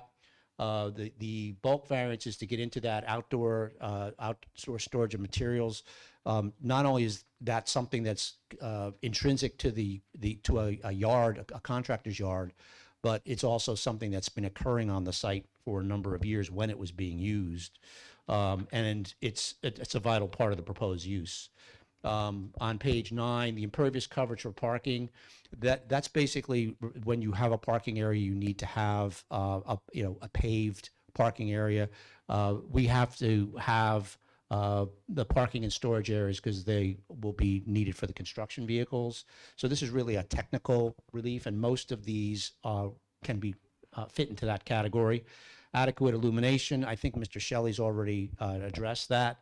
I think the idea here is to strike a balance between making sure it's safe, it's illuminated enough to be safe, especially for the employees that'll be there in the evening, but for the most part, keep the impact, allow the woods to do their job and to screen any potential impacts from the property. Parking in the front yard, I've mentioned the minimum parking space size. Mr. Shelley's already indicated that the applicant will comply. And part of the reason for that is that there's enough room in that area so that they have that flexibility without having to increase the impervious coverage. The sign and the sign setback, the sign it's a residential zone, so signs would not be permitted at all, but it is necessary for safety purposes to be able to identify the entrance. As was mentioned by Mr. Shelley, there's no deliveries expected here except for the parts that they would need if they're repairing a vehicle, just like an auto part or an auto repair garage would need parts delivered. They're going to need to know where the driveway is and to make sure that they're at the right place. You can't see the building from the road, so the sign it's particularly necessary. And as Mr. Shelley said, the setback is the only place where it can be visible, given the wetland conditions and the wooded conditions along Federal Road across the site. And then there's a number of design exceptions that that I show on page 12. You can see that most of the responses to these standards have to do with, again, the existing conditions of the property. So I don't want to seem redundant, but everything is driven by trying to preserve the wooded areas, minimize site disturbance, and so on. And then the driveway width at the curb line, I think we've already talked about because of the utility pole. That would be potentially not only a hardship, but I think under the flexible C, the need for to be able to negotiate in and out of that driveway from Federal Road is important and necessary for safety. The site suitability, I think, is what we've already talked about. The only other, and it's summarized on page 14. The only other thing I would mention is, as your board planner mentioned in her report, it's one of the things she suggested that we present in testimony is not just whether the site is particularly suitable for the proposed use, which is really a continuation of a similar use to what was there in the past, but is it suitable for a permitted use? And one of the things, as was mentioned before, I think Mr. Sachs in his opening remarks mentioned that there's very few things that are permitted in this zone. It's a rural residential farmland preservation, so the focus is on either single-family dwellings, which would have to be a minimum 60,000 square feet, or farm uses, agricultural uses. Either one of those two uses on this site would mean some type of additional site disturbance. For example, if you were going to try to subdivide off this property where it wasn't impacted by wetlands to try to locate single-family homes, you're necessarily going to have to change the consideration. You have to run a road through. It's going to have to conform to township standards. You're going to have to lay out these lots, and in order to locate homes on them, you're going to have to clear. So there's a thin margin of woodlands before you hit the wetlands lines in various places around that property. It would be very difficult to be able to develop it for a conforming residential subdivision without disturbing those wooded areas. The same thing with farming. Obviously, farming assumes clearing. And with the wetlands areas, that clearing is going to be prohibited by state regulation. So it makes the site really unsuitable for agricultural uses as well. So really, the fact that these buildings are already there, the paving's already there, they're ideal for a construction yard use, and also the fact that any other permitted use would mean that you'd have less wood littered areas, more tree removal. In my opinion, the site is so suitable for the proposed use, and as opposed to a permitted use. All the purposes of zoning start on page 15, and my notes underneath each one so that you can actually see them. But I really feel the reuse of the existing buildings and paved areas, preserving the wetlands or the woodlands and the wetlands, would be a way to encourage municipal action to guide the appropriate use or development of lands in the state, which would promote the public health, safety, and welfare. Probably the key thing here is you can't see what's on this property from the road. The only thing you can really see is the gate across the driveway. This particular proposed use would allow that benefit to be sustained, to provide a light area, open air and open space. Really goes back to preserving the natural conditions, providing sufficient space in appropriate locations for a variety of agricultural, residential, recreation, commercial, industrial uses, and open space. It goes again to the fact that this had been used for a repair and outdoor storage type use in the past. It was zoned light industrial. That's how some of these uses in along Federal Road have got to be there in the first place. For example, there's an electrical contractor right on the other side of the railroad tracks. Those are all purposes of zoning that I think you can promote here. In terms of the one building in the worst shape is the dwelling. It happens to be the only conforming use on the property, but it really is incompatible with everything else that's going on the property. It's being removed. The buildings that are left will be renovated, and the surface and paving area will be refurbished for the use. The J, to promote conversion of historic sites and district open space, etc., to prevent urban sprawl and degradation of the environment. One of the things that I would say that goes along with that purpose of zoning is, again, the repurposing of these buildings. One of the things I mentioned in terms of the master plan is that your 2022 master plan that's just been adopted back in October has one of the goals that is in the land use portion of it has to do with climate change and promoting the conservation of energy. One of the things when I mentioned LEED for neighborhood development, that's a rating system. Many of you probably heard of Green Building Council. The LEED rating system has been around for about 20 years. The neighborhood development rating system has been around since 2009, and it consists of 3 components, and one of them has to do with green infrastructure in building. You've probably started to see a lot of the green infrastructure because the state stormwater rules have just been modified to require them, but you don't often see green building standards in many applications. One of them is, it's credit 5, is essentially using existing buildings rather than knocking them down and rebuilding them. And the reason for that is when you do that, you're now using energy to have materials made, brought to the site, the construction, the production of the materials, and then the transport of the materials uses energy. So in this case, the proposed use is consistent with sustainable development. And there's, in terms of substantial adverse impact, in terms of the negative criteria, again, I think you've heard a couple times tonight, the first test is surrounding properties, and the second test is the impact on the master plan and zoning plan of the ordinance. We believe, well, I believe, in my professional opinion, that because of what's being proposed and the preservation of the site, that wooded buffer, that wooded perimeter green belt around the center portion of the site provides all of the mitigating conditions without really having to plant anything. As you can see, there was no landscape plan because there's no need for one. The wooded areas that are there provide all of the public benefit that's necessary, and that applies to all 4 sides of the site, especially with the railroad on the northeast side.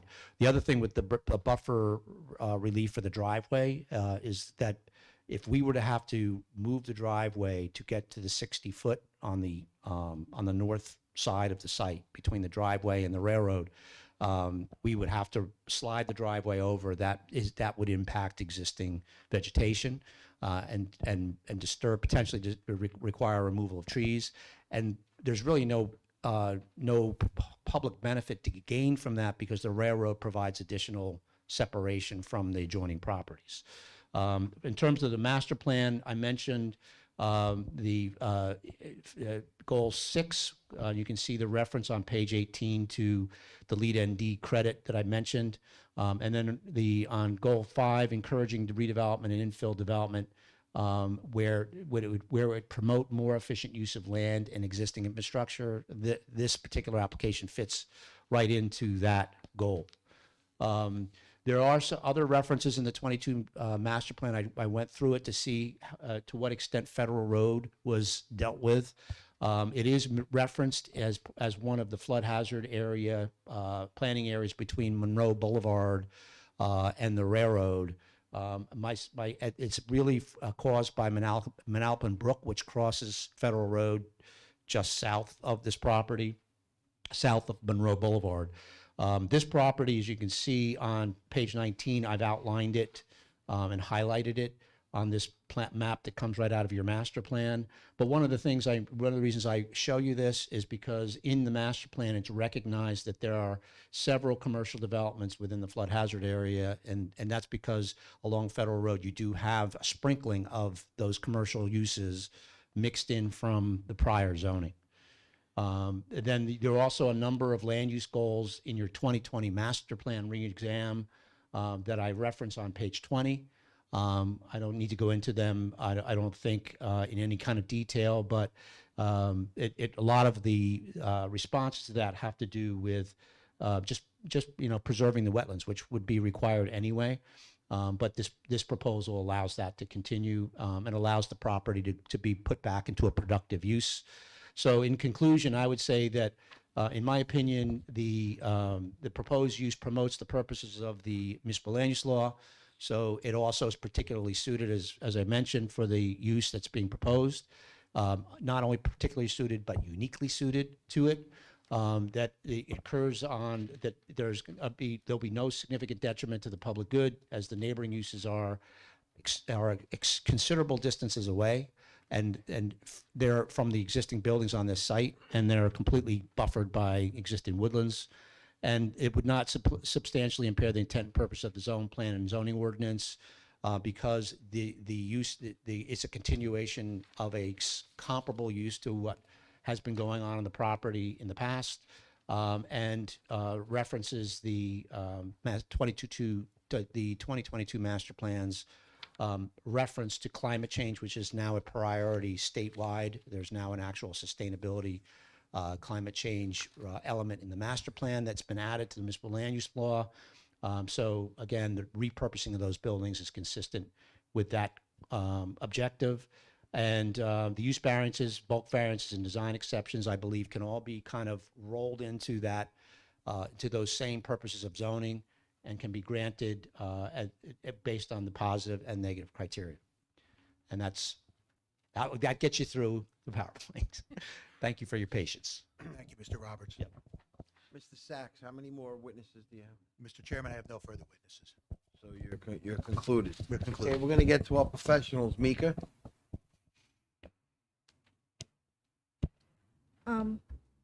Following up with Mr. Shelley first, to confirm, the parking area is currently paved as per the township requirements, and that shall remain as is? Or are you proposing restriping? It's gravel. The only additional paving will be done would be the handicap parking spaces. Okay, so the rest of the area to the rear where the parking spaces are shown, that's It's not paved. paving, it's compacted gravel. Okay. I believe that's a waiver requirement because I believe it's required, all parking areas are required to be paved as per the township standards. Then we would request a waiver from that item as well. Okay. The next question, again, going back to the parking space size, I believe right now it's indicated as 9 feet and by 20. However, you did testify they're going to be 10 feet by 20. Yes. Are they going to be delineated on the gravel area, or how will they be delineated? Yeah, they can be delineated on the gravel. Okay. By just painting on it, or how do we delineate? Yes, they could be striped. Okay. And would there's no curb there, right? So there No would be curb. wheel stops or anything on that area, or nothing at all? No, nothing would be proposed. If there was a need for wheel stops, they could be installed, but I don't believe it would be necessary. Okay. I would defer that to our engineer to confirm if that's safe enough for that area. In terms of what's being proposed here, I believe, or I may have missed it, but to confirm, in terms of storing of these large vehicles, can we confirm what type of vehicles? Is it going to be limited to the parking spaces that you've shown, such as, I believe my memo notes, and you can just clarify if that's what is going to be stored on site, 21 tri-axle trucks, 3 lowboy trucks, 3 roll-off trucks, as well as 25 roll-off container storage areas. Is that what you're proposing to store on the site? Correct. And then, as indicated on the plans, there's also other items that would be, vehicles or equipment that would be staged on the site or brought there for maintenance, whether that's pavers, rollers, milling machines, those types of machines that would be kept in the staging areas that are delineated on the plans.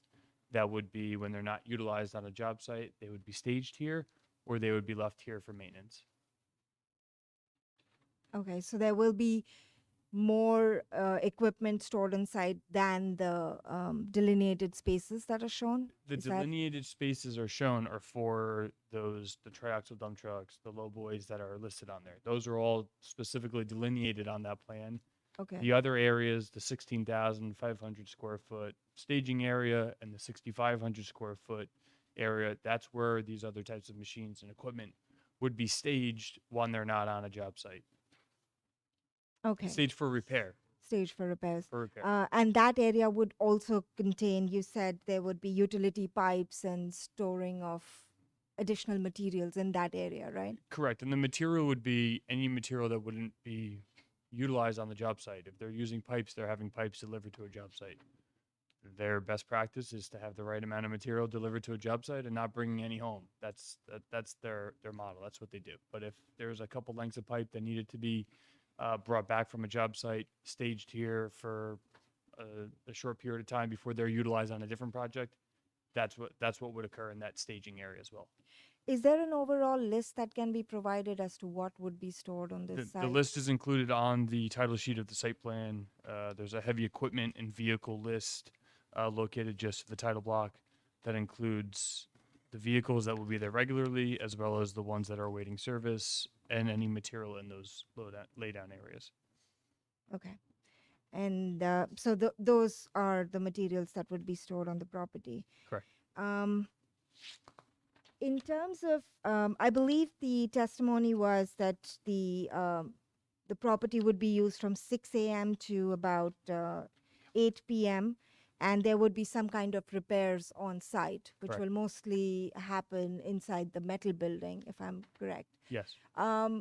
Just because of the site, I know it's a large site with the building almost set 500 foot back, but would you be agreeable to do some kind of noise testing, at least along the property line, which is closer to the residential area, to make sure, you know, the noise control is enough, as you have to meet the state standards in terms of when the repair is happening on the property?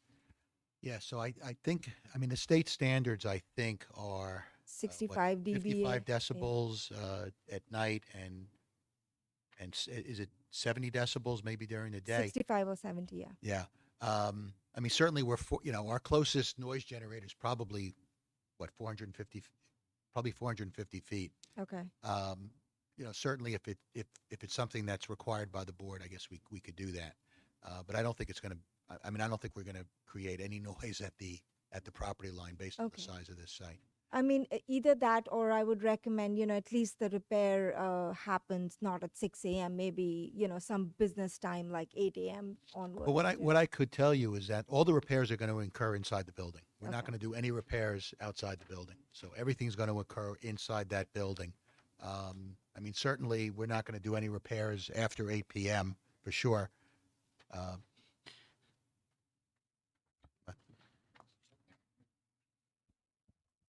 Sorry, everybody. This is Matt Esposito. Hold on. Swear. Is it too late? If you could raise your right hand, do you swear the testimony you're going to provide is the truth, the whole truth, and nothing but the truth? I do. If you could state your name, spell your last name, give us your address, please. Matthew Esposito, ESPOSITO, 4 Talleyrand Drive, Colts Neck, New Jersey. So, yeah, I just wanted to say there, the mechanics don't start work until 7 o'clock. The only people that be coming in is the drivers that be picking up a truck and leaving the job, or leaving the shop and going out. We don't start work until 7, and they're done, 8 hours, 9 hours, 10 hours. They're done by 4 or 5 o'clock. So okay. That's our normal business hours, unless there's an emergency. So we could agree to a condition if that's what you're looking for, Ms. Apte. That's not a problem. Thank you. Yep. Going back to another comment, I believe a question was raised about the lighting. I think what we were trying to propose is there were certain dark corners, especially around that material laydown area.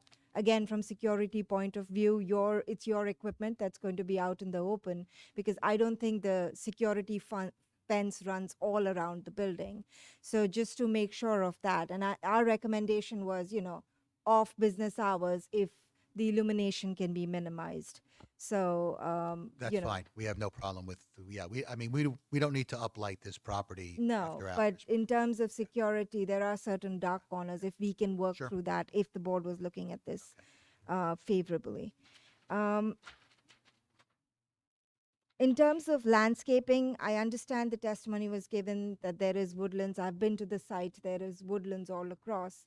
However, again, if there are some pockets seen over the time, especially from Federal Road, we would recommend, you know, adding some kind of landscaping over there in the future. And maybe if the board was looking at this favorably, we could work with your department to make sure, you know, there is enough visual buffer from Federal Road. Yeah, if we can work with you guys on that. If we need to supplement some landscaping, we're certainly willing to do that. Okay.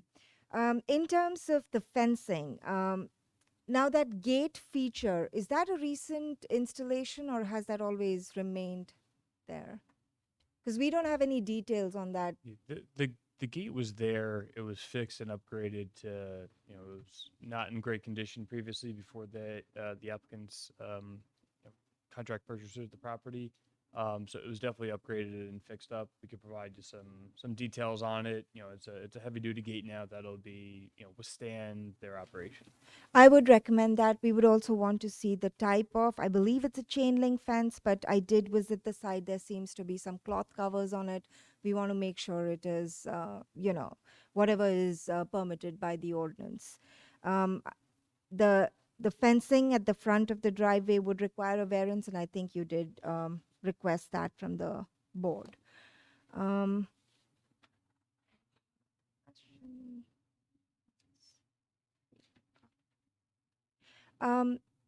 This going back to what's existing on the site, as you had mentioned, the northern portion of the site is the flood FHC zone. Some of the aerials, and I think in Mr. Roberts' aerial also, it showed there is a path and some kind of cars parked over there. I don't know if those are the existing conditions along the FHC area. I would recommend that be removed in case They're there gone are. already. Yeah, that's an old aerial. So Okay, they're gone. all right. Yeah. So that can be removed. I think that's it for now. Thank you, Mr. Chairman. Thank you. Mark?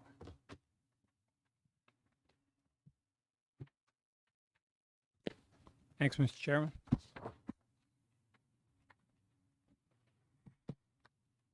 I have a lot of questions and comments. Hours of operation, you said you were going to agree to a condition. No, what I was think the condition was just the mechanics would be, I think, from 7 a.m. till 5 p.m. Okay, so basically what I'm reading, and it looks like it's a 24-hour operation. You're showing operations going on from 8 p.m. to 6 a.m. in your testimony. Well, there are some vehicles that are going to come in, some vehicles that are going to go out, obviously, after 8 p.m. It's not all the vehicles. It's not a continuous flow of vehicles. I mean, we only have 26 drivers, you know, that are going to be able to park on this site. But yes, there is activity that's going to occur off hours. So I guess the question is why? If the testimony was that their operation is basically 8 a.m. for Well, that's 7 a.m. 8 hours of work, what are they doing in the middle of the night? Well, no, that's for the mechanics. That's for the repair facility, which is that large building that's going to be utilized. But Mr. Esposito can probably give you a little bit more detail as to why the vehicles are going out. So the low boys would be coming in or out earlier in the night to pick up equipment that may be broken and bring it back, or they also just leave to go bring equipment from job to job. There's two low boys. That's who's going to be in and out during that time period. The main reason for the shop is to have mechanics there during shop hours. So maybe I'll let our planner jump in a little bit. To your planner, how is that compatible to the residential neighborhood? You're in a residential zone, you're in a residential neighborhood, now you got equipment coming in the middle of the night and going out.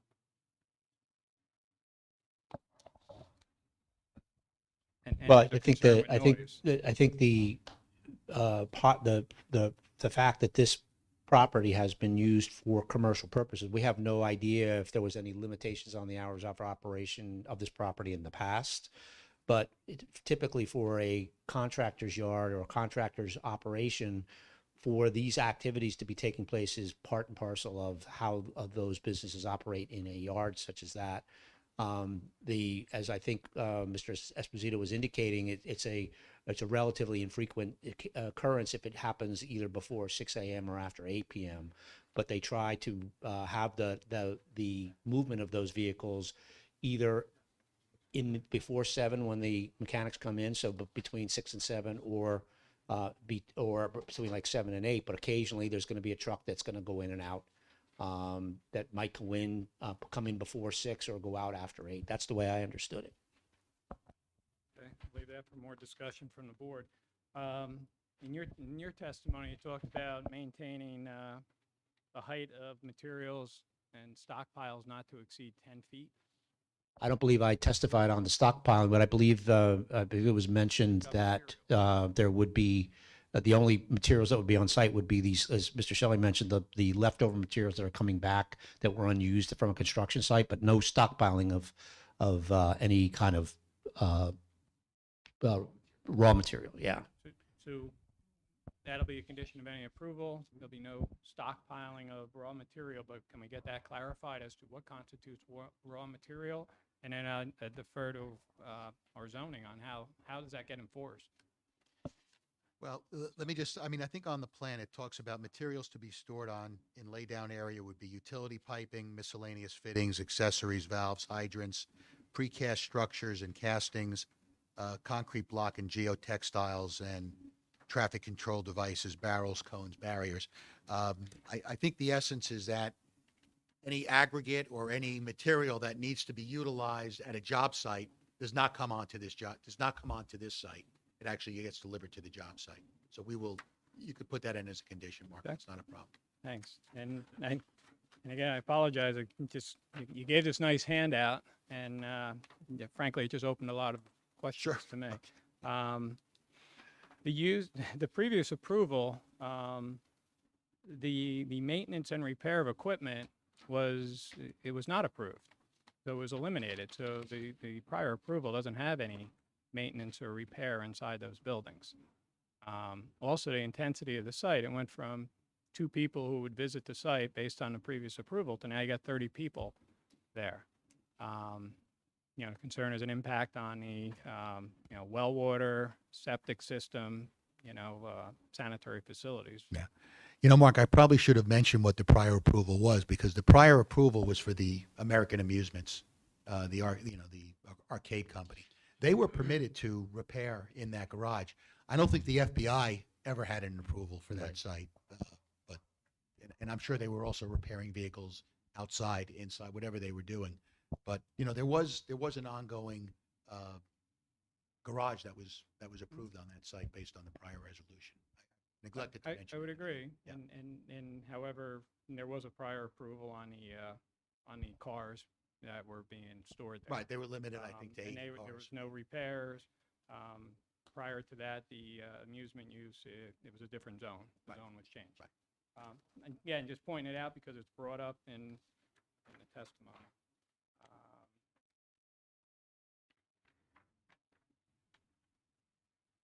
So again, to the planner, one of your land use goals that you point out, item 6, continue to eliminate incompatible land uses that have existed in residential or rural areas.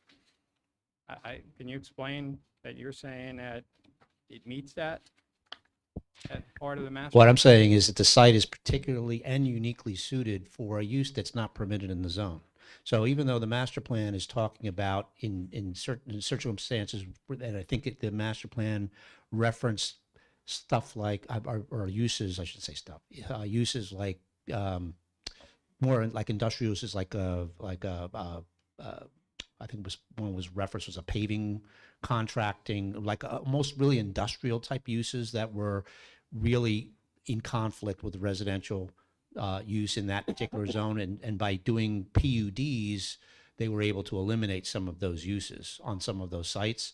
I don't consider this to be comparable to that. This site, as I referenced before, in my opinion, I don't believe it could be developed for a permitted use unless you were to put some kind of a municipal function on this property using those buildings, or knock them down and try to put up a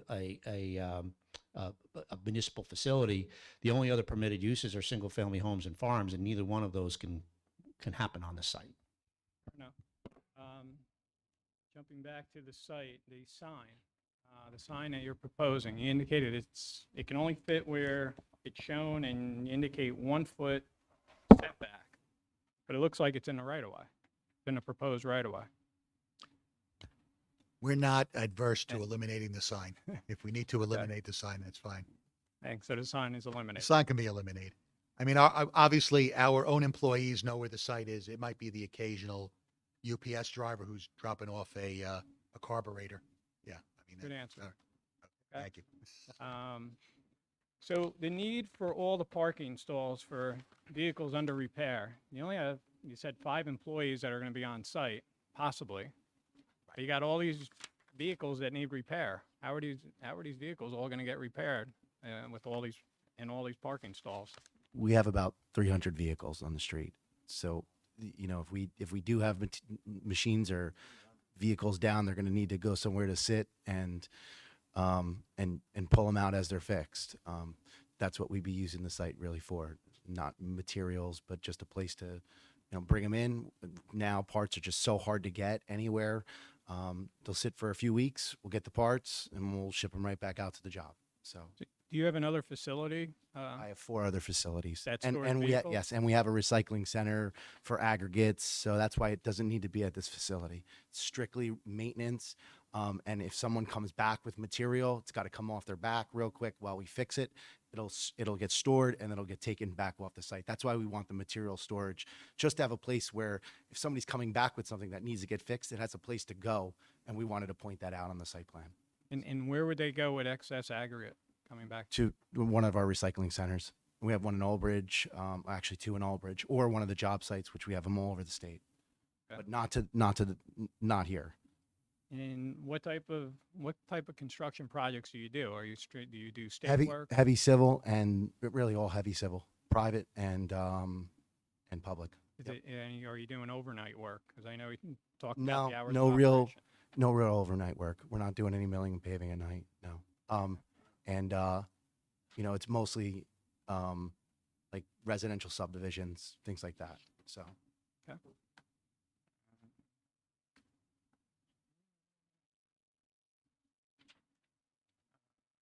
How does the gate operation work? Yeah, I think you indicated that the gate was, you were going to buzz people into the gate? So there's a code on the gate that the mechanics will know, and that's how we set it up so they can press the code. And if somebody needs something, they'd press the button, it would go into the shop could come out and let them out.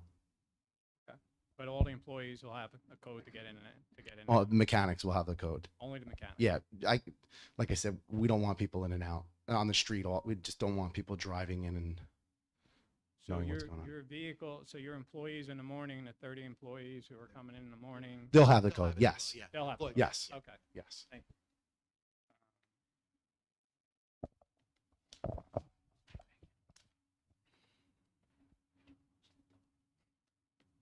Right, the board's in receipt of my March 10th, 2022 review letter. You really didn't go through the letter? Well, I think a lot of You it, agreeable with? yeah, anything technical, Mark, we're okay with. I know a lot of it were comments regarding revisions to the plans, which I believe we made. So, Well, I think we have some things that I heard, and I might have missed a couple, so let me just touch on a Sure. few of the items. I think you're asking for waivers on curb and sidewalks. Again, we have an ordinance in place that all applications must provide curb and sidewalk along the frontage of the site, or they have to pay the contribution towards. No problem. yeah, yeah. And you know what, Mark, I know a lot of it is wetlands, so I don't even know, you're going to have to factor that into it in terms of the There's contribution. water right on the edge of the roadway, so we couldn't do it. And I would agree, it's an area of town where we would look for the contribution. Right. As opposed to the actual installation. And we'll work with you on that. Yeah, I don't see it in my letter, but it's in there somewhere about fencing in the site.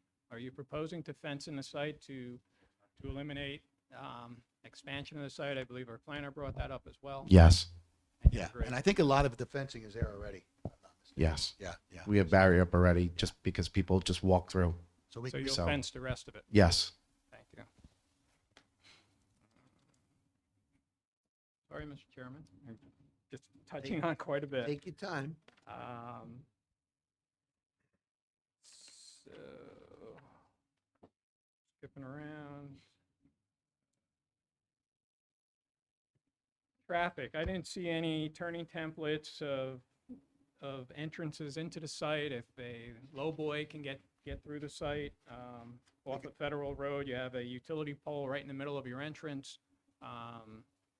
We'll Can you provide. provide some turning templates that, trailers can get in. You also have a 23-foot wide driveway. How's that going to work with two vehicles No, 70. approaching each other? Just the main Yeah, portion get of the driveway. Yeah. I'm sorry? The main driveway is 23 feet in width. You're not going to have two vehicles trying to pass each other at the same time going through. Will they be able to fit through there? Two dump trucks or one going in? We one can going make it out? wider, as wide as you want. Well, I think we can control it also, Mark, since it's not it's a site that only has a limited number of vehicles, so. Okay.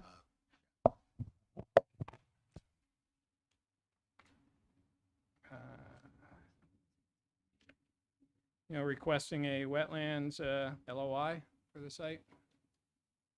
Agreeable? So again, the wetlands have been delineated. They're shown on the plans. We're not proposing any further disturbance than what's there now. An LOI is going to establish where those limits are, but there's no site improvements that would affect the wetlands.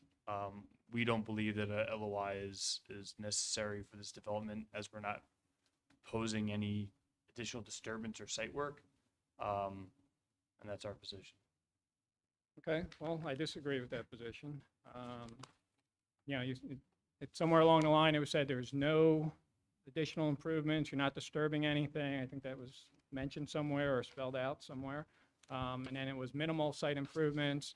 You're doing some site improvements. Coming in and storing materials, there's a disturbance. This site is impacting from what it was. The impact is, quite extensive from prior approval. You're taking down a dwelling, a building, you're grading, so there is disturbance on the site. So I would look to still have that, letter of interpretation. I know it's a large site. It could be limited to, your area where, your construction area, where your site is situated with the garages and the parking.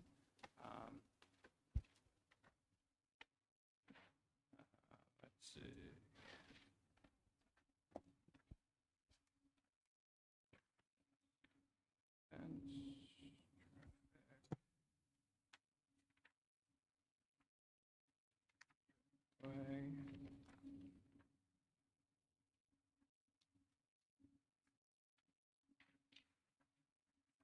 Environmental impact statement, we asked that one be provided. Also, a condition of any approval is to appear before the Environmental Commission. So I would defer that to them. Okay. Yeah, I mean, again, we're really not proposing anything other than reutilizing the buildings that are there, but yeah, we could certainly appear in front of them. That's not a problem. Again, I'll leave that to the Environmental Commission. I think there is quite a difference from prior approval to what you're proposing. Let them take a look at that.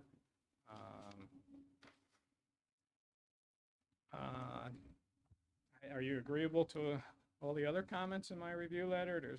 Yeah, Mark, You revised the plans and you did clean up some of the items. I did not get you a new review letter out, but you did address some of them. Yeah, Mark, I think 90% of it really was the plan revisions, which we addressed after this March memo, but anything technically in there, we have no issue with. Okay. And it's one other thing. I noticed your 200-foot property owners list that's on here. I don't see the lots directly across Federal Road being listed. Yeah, well, we've provided I don't think the plan shows it on there, but the 200-foot list we have provided does have it, so. Chairman, I have nothing else. Are you sure? I think I'm done. Yeah. If I remember anything, I'll raise my hand. Any board members have any questions? Yeah, I have a question. Oh, hold on. Mr. Busman, go ahead. Mark, Use the mic, please. Mark just mentioned the Environmental Commission. So do we know if there's any aquifer close to that property? I know there's a brook nearby. Yeah, there's some wetlands, Mr. Busman, at the rear of the site, which we're not disturbing. I don't know if there's. But what happens with the materials that seep into the soil from maintaining heavy vehicles? How is that going to be protected from the environmental point of view? Well, all the repairs are going to be done inside the garage. We're going to have the oil separators in there, whatever we have to have in there in order. Concrete floor in the garage? Yeah. Yeah, okay. And any of the material that's going to be stored outside is piping, is Yeah, I'm more concerned about the the inside. maintenance equipment that's going to be Yeah, all performed the inside. servicing is done inside. It's a sealed floor, but we're going to have to obviously dispose of oil the way we have to, any other fluids as well. So nothing should be seeping into. Thank you. Another question regarding, I guess we'll call it traffic. Federal Road is a sparsely used road, but it connects east and west in Monroe Township leading into Englishtown. Right. And Tracy Station Road, where is the township border. Do we confirm with weight limits on those roads, since they're all local roads, and we're not dealing with, county or state?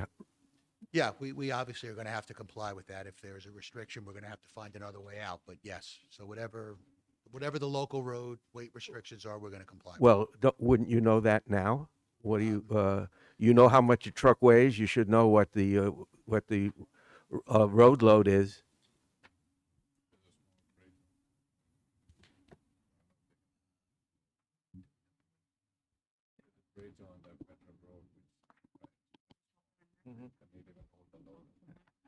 That's precisely what I'm getting at. You're recording this meeting. How much Excuse is the me? bridge? 15 tons on the bridge? That's for them to answer. I appreciate it, but they were actually a direct question. They need to answer it. This is being recorded. It's a legal document. Yeah, I mean, obviously we have these lowboy trailers. We know what the weight of those are when they're empty. Obviously, we're going to have to comply with it. I mean, we have to comply with weight restrictions throughout the state. So Yeah, but if we don't know that now, how can we vote? we can provide that information for you, Mr. Busman. That's not a problem. Thank you. Mr. Lupo. Speaking to the mic. It's for the planner. I know you said that this applicant, the property will be used similar to the previous applicant, in your opinion. But the previous applicant,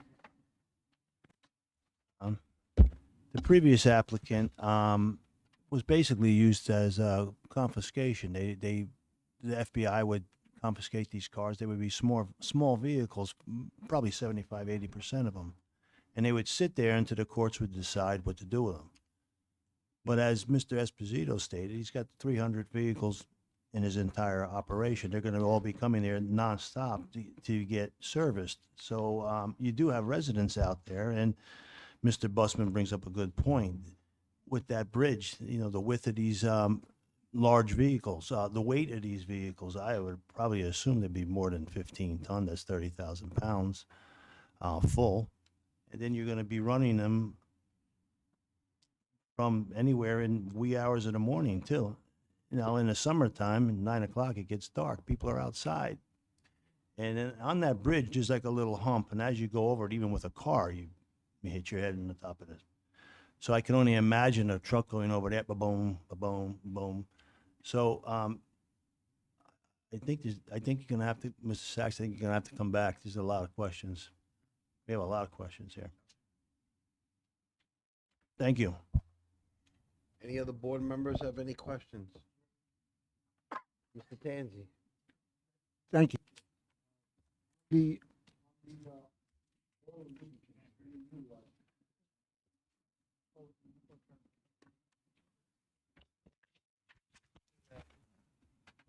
On the lubricants utilized during the maintenance of these vehicles, how are they going to be handled? Because you're going to have waste oil, you're going to have new oil.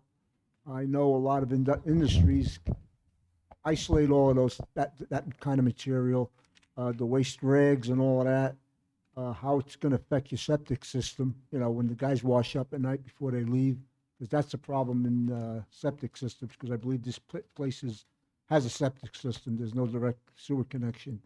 So those are some of my concerns. I don't know if there's going to be any oil separators on that property. Matt, can you answer that question? Yeah, they'd be isolated and then picked up.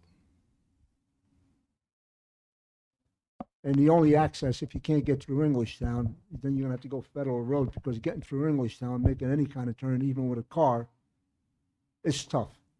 and there are bridges there, but also in Monroe, okay? The only other vehicles going out then is gonna have to go, coming out, go south, or go west, and then make a left onto an already crowded area. And there are bridges going down Federal Road that have weight restrictions there too.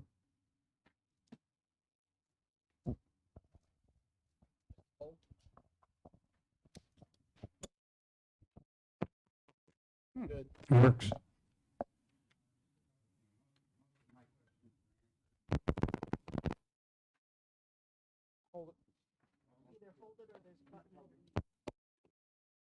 Just a couple questions. Are you planning to do any prefabrication of piping? You do underground utility piping, right? We do, but we wouldn't do any type of pipe welding there. No prefab outside or anything like that? Only prefab would be, or it wouldn't be prefab, like repair a bucket, something like that. Okay, Like but that's not the piping Nothing, no itself. piping, no sir. Or what about the precast, any precast modifications that you make? No precast modifications on site. It would really be, they're mechanics, they're not really, Construction Yeah, guys. yes, exactly. They're not going to be making cuts or things like that. Okay. Thank you. Lastly, the building itself. You're going to be doing welding in there, so I assume it's properly vented and. We'd be, really the welding building would be just for the storage of the welding equipment. We'd be welding outside. They're big buckets. So it's not something that we'd be able to fit in that little shop. Some of the buckets they weigh a lot. You'd have to move it with a big machine. What about Whatever would be required by, I guess, like OSHA, we'd have to conform to. Thank you. Any other board members have any questions? Counsel, you're done with your testimony? We're done, Mr. Chairman. Okay, at this point, One more. Mr. Benit, please. Just wanted to know how many vehicles are returning. We have a count, we know different kind, but. Use is the there a mic. count? Is there a count? We know how many vehicles you'll be storing at any given time? I think that he asked if there was a count of vehicles. It's on the plan. I guess whatever, 20, maybe 21, whatever. Yeah, we have spaces delineated for 21 dump trucks, 3 roll-off trucks, 3 low boys, and 25 roll-off containers. Those are all delineated on the plan. Any other questions? Okay, counsel, we're gonna open up to the public portion now. Sure. Anyone from the public wishing to be heard on this application, please come forward. Gonna ask you to sit over here, please. You're gonna grab that mic and get you sworn in. Good evening, sir. Okay. If you could raise your right hand for me, do you swear that any testimony you provide is be the truth, the whole truth, and nothing but the truth? If you could state your name, spell your last name, and give me your address for the record, please. Use the microphone, please.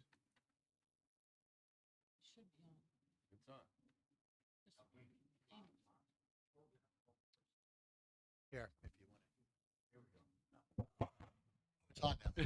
Okay. Wilden, W-I-L-D-E-N. Okay. Your address, sir. 30, well, it's 24 Federal Road, next door neighbor. Perfect. Thanks, sir. You're on. Okay. What are the hours of work we allowed in Monroe? What time can we start? What time do we have to shut down?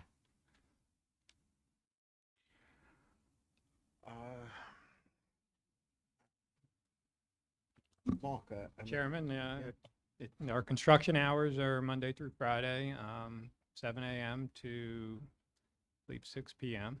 And Saturday, 8 a.m. to, I believe, 5. So And we're gonna have no construction on- 21 dump trucks leaving what time in the morning? 7?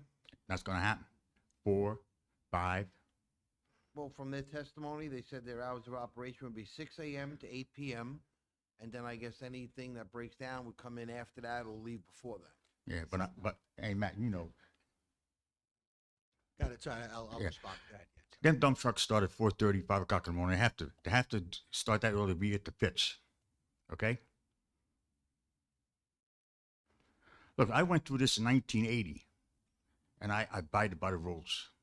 I'm the diesel guy next to him, and I just want him to do the same thing that I had to do for 40 years. Abide by the rules. Them trucks come in sometimes at night, leave real early in the morning with those containers, boom, boom, boom, boom, boom. In the springtime and summertime, when the windows are open, don't hear them now because they're not there. Residential area. We're going to turn that place into industrial park. I have no problems with those folks fixing trucks or equipment, but they're turning it into an industrial park. Thank you.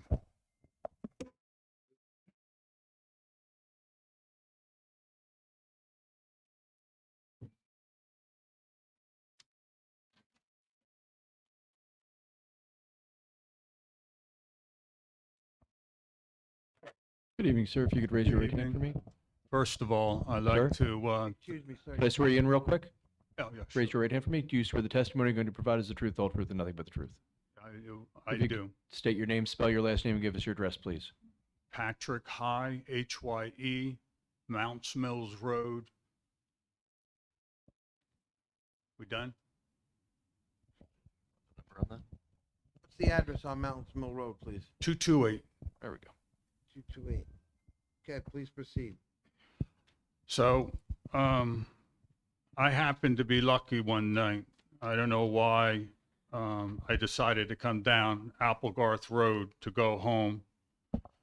But I noticed this huge truck in front of me, and he got in front of me, and this is up by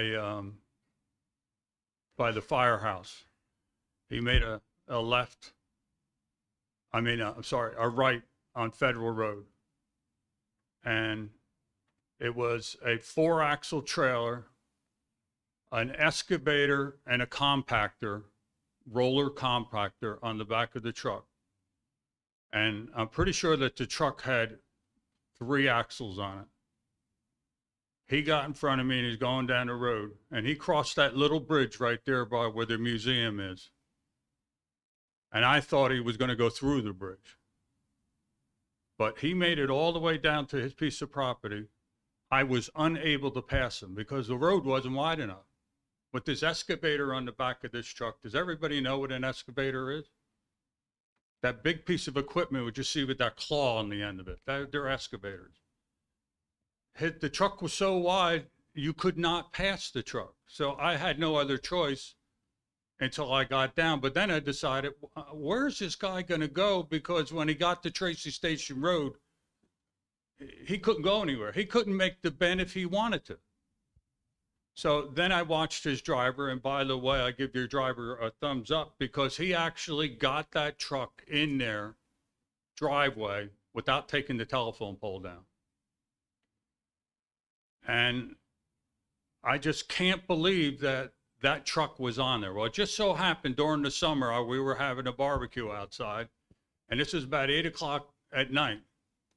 And I see one of his trucks coming up Mounts Mills Road, 4-ton weight limit road, coming up the road about 8 o'clock at night. And I'm watching this guy and I'm saying, how is he going to get over 522 with that truck, with that trailer, scraping on the asphalt? And somehow or another, he was able to get that. I don't know if he had something to raise the trailer or whatever, but he got across the light. So this is no place for that equipment. I mean, he couldn't put that equipment in the garage, first of all, to work on it. The building's not that big. And I don't think he spent the money or the time with his renovations that he did, pouring a piece of concrete in there that's going to hold that weight of those trucks being worked on in the shop. So those are the 2 stories I wanted to tell you. And then I just so happened to see somebody, and I was telling them about it, and they said, yeah, they've been in there working and everything else. So my question to the professionals in this town is, does he have building permits? He has a 350-foot driveway that's only 26 feet wide. How in the hell are you going to get an ambulance or a fire truck if you needed to get in there? Do you have photos of the equipment? You need to get photos of this equipment that this man has. He's very lucky. He got more equipment than God, and it's all nice looking equipment, but it doesn't belong on these streets. Wetlands. I must have heard about what wetlands 50 times in his presentation. They cross wetlands every single time they pull in their driveway. And if they decide to widen the driveway, they're going to have to remove wetlands. Is there EPA approval on this? And if it is, how come it's not available to the public? Because I tried finding it and I couldn't find anything on that piece of property. Nothing was available. And that's also by going to the zoning office here and asking them to see a copy of the wetlands approval. The weight of the equipment. I have no idea how much that truck weighed when it was coming down there Applegarth Road onto Federal Road. But my guess is I would say that it was probably over 100,000 pounds. So that's only 50 tons.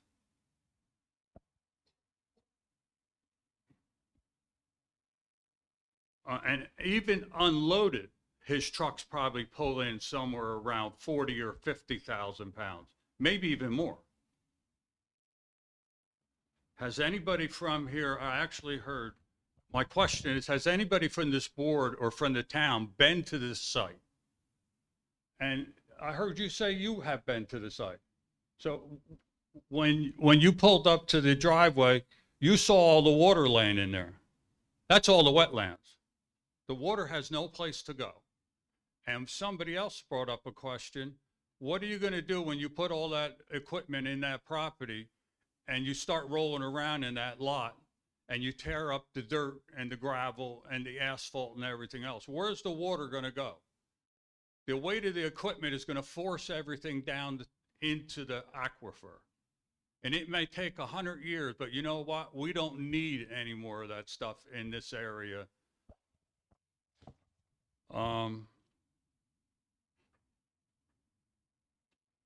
Has the fire department been contacted? You know, I don't know if anybody went up to the firehouse and said, hey, you know, would you come and look at this piece of property before I buy it?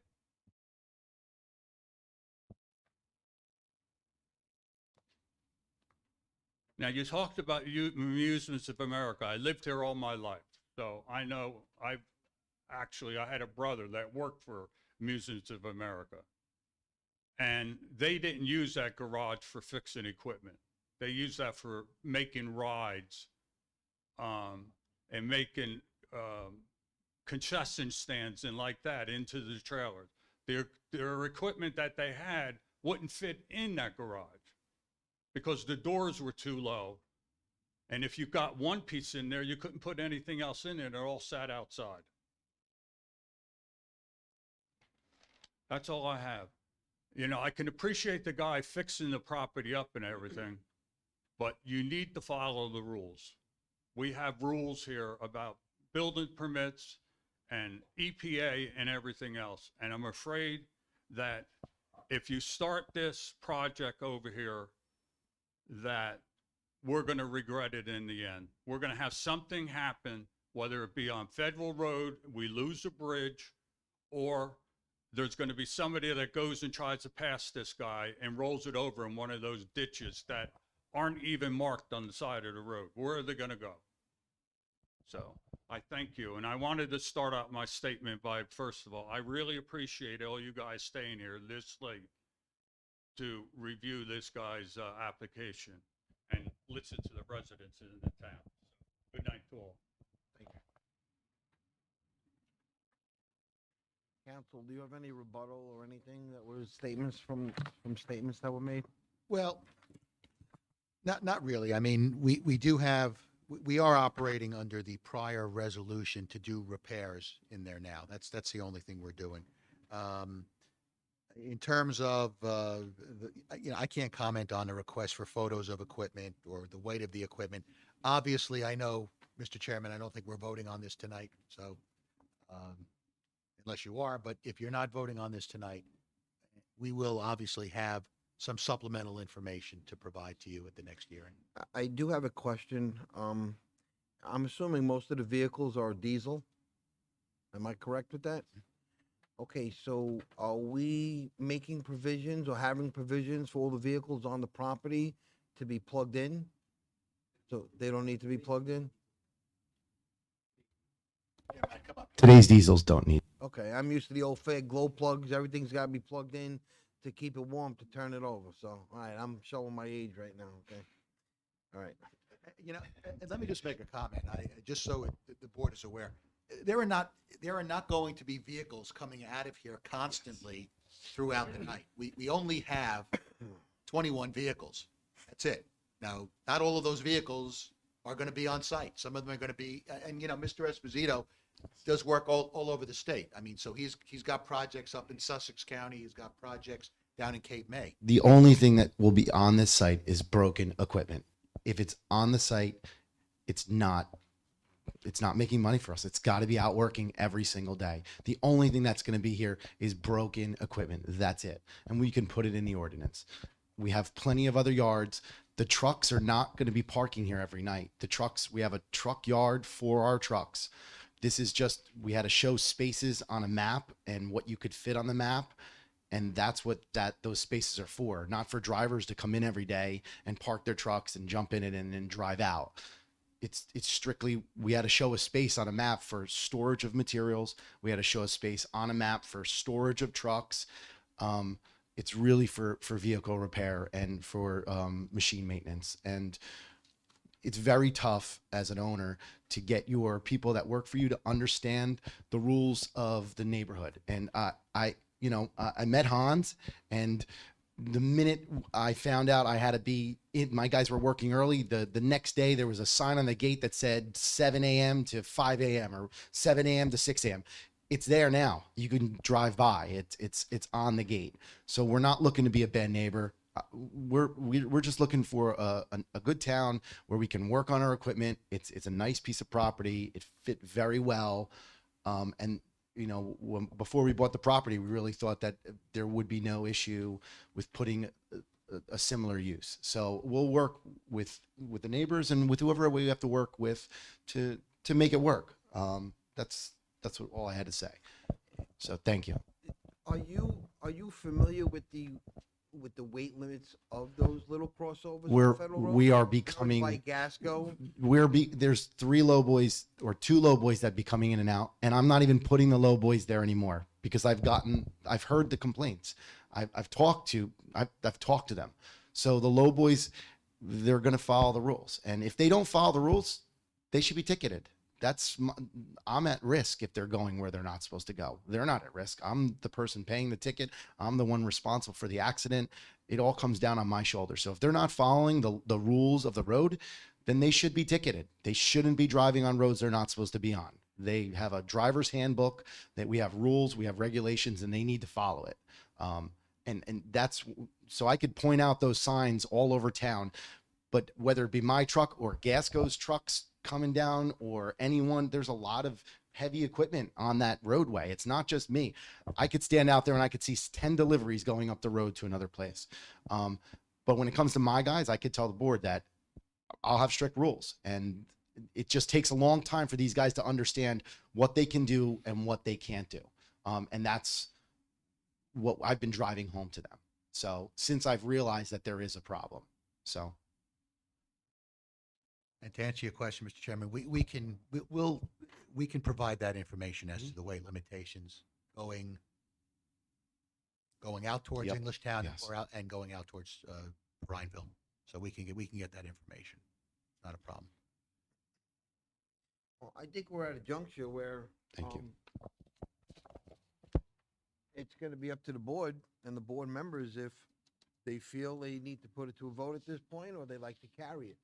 Yeah, I That's certainly gonna- understand that. I'm gonna adhere to my board to see how they feel. If they're not satisfied with all the answers, if they maybe want to see something additional, I can't speak on their behalf, but here's where we're at this point. We've heard all your testimony. The public spoke. By the way, I need a motion to close the public portion. 1 second.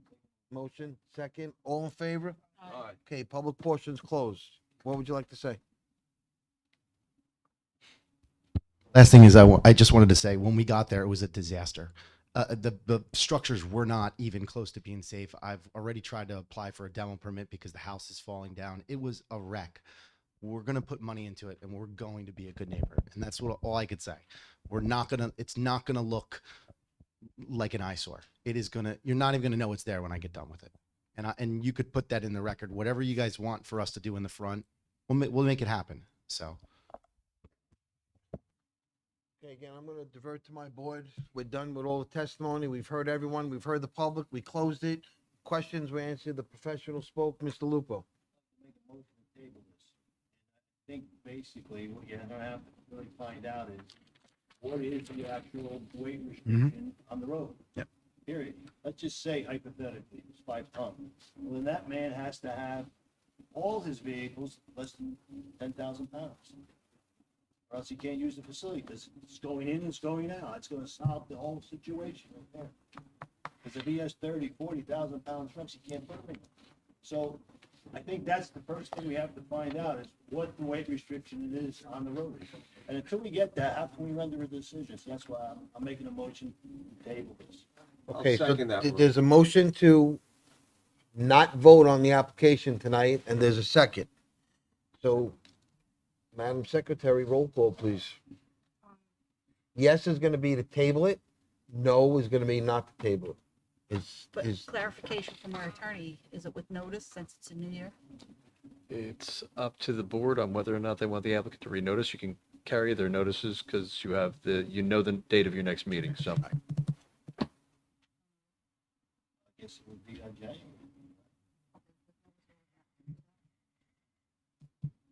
Full notice with what? With notice or without notice? Well, what would you prefer? You know that answer. No, I mean, I would prefer no notice. I would think, and I think Mr. Vignola would probably agree with me, if I was making changes to the plans, then I would have to renotice, but I'm not making any changes. I'm going to come back to you with some answers to questions and I've written a couple of those down, and I'm going to respond, and we'll provide that information. So I don't think notice. And I don't think you. He's got. Okay, let's just, hear what he has to say when he comes back. Ms. Damiani? Yes. Mr. Lupo? Yes. Mr. Masters? Yes. Mr. Busman? Yes. Ms. Caratori? Yes. Mr. Tanzi? Chairman LaFada? yes. I would like, before we leave here, that you give these two gentlemen a little consideration.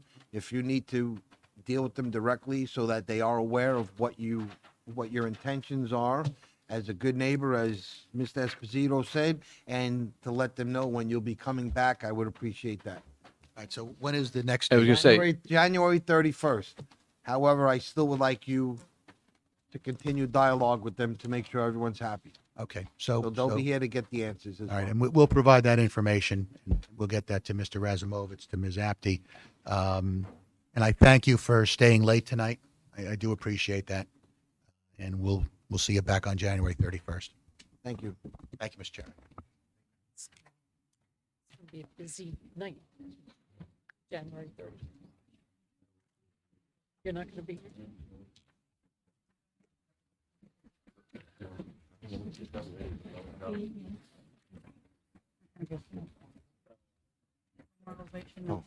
me. Okay, gotta run through the rest. Sorry. Okay, board members, we still have some work to do. I know it's late. We're gonna go quick. Okay, we have no memorializations. Do we have any discussion items? Okay, no. Anyone in the public wishing to be heard? Make a motion to close the public portion? So moved. All done. Make a motion for adjournment. So moved. All in favor? Aye. Go home. Happy holidays. Happy holidays. Be safe. Happy New Year. Well, we're almost there. We waited a little longer, right? A little bit longer, Yeah. I'm gonna put. Holy Jesus.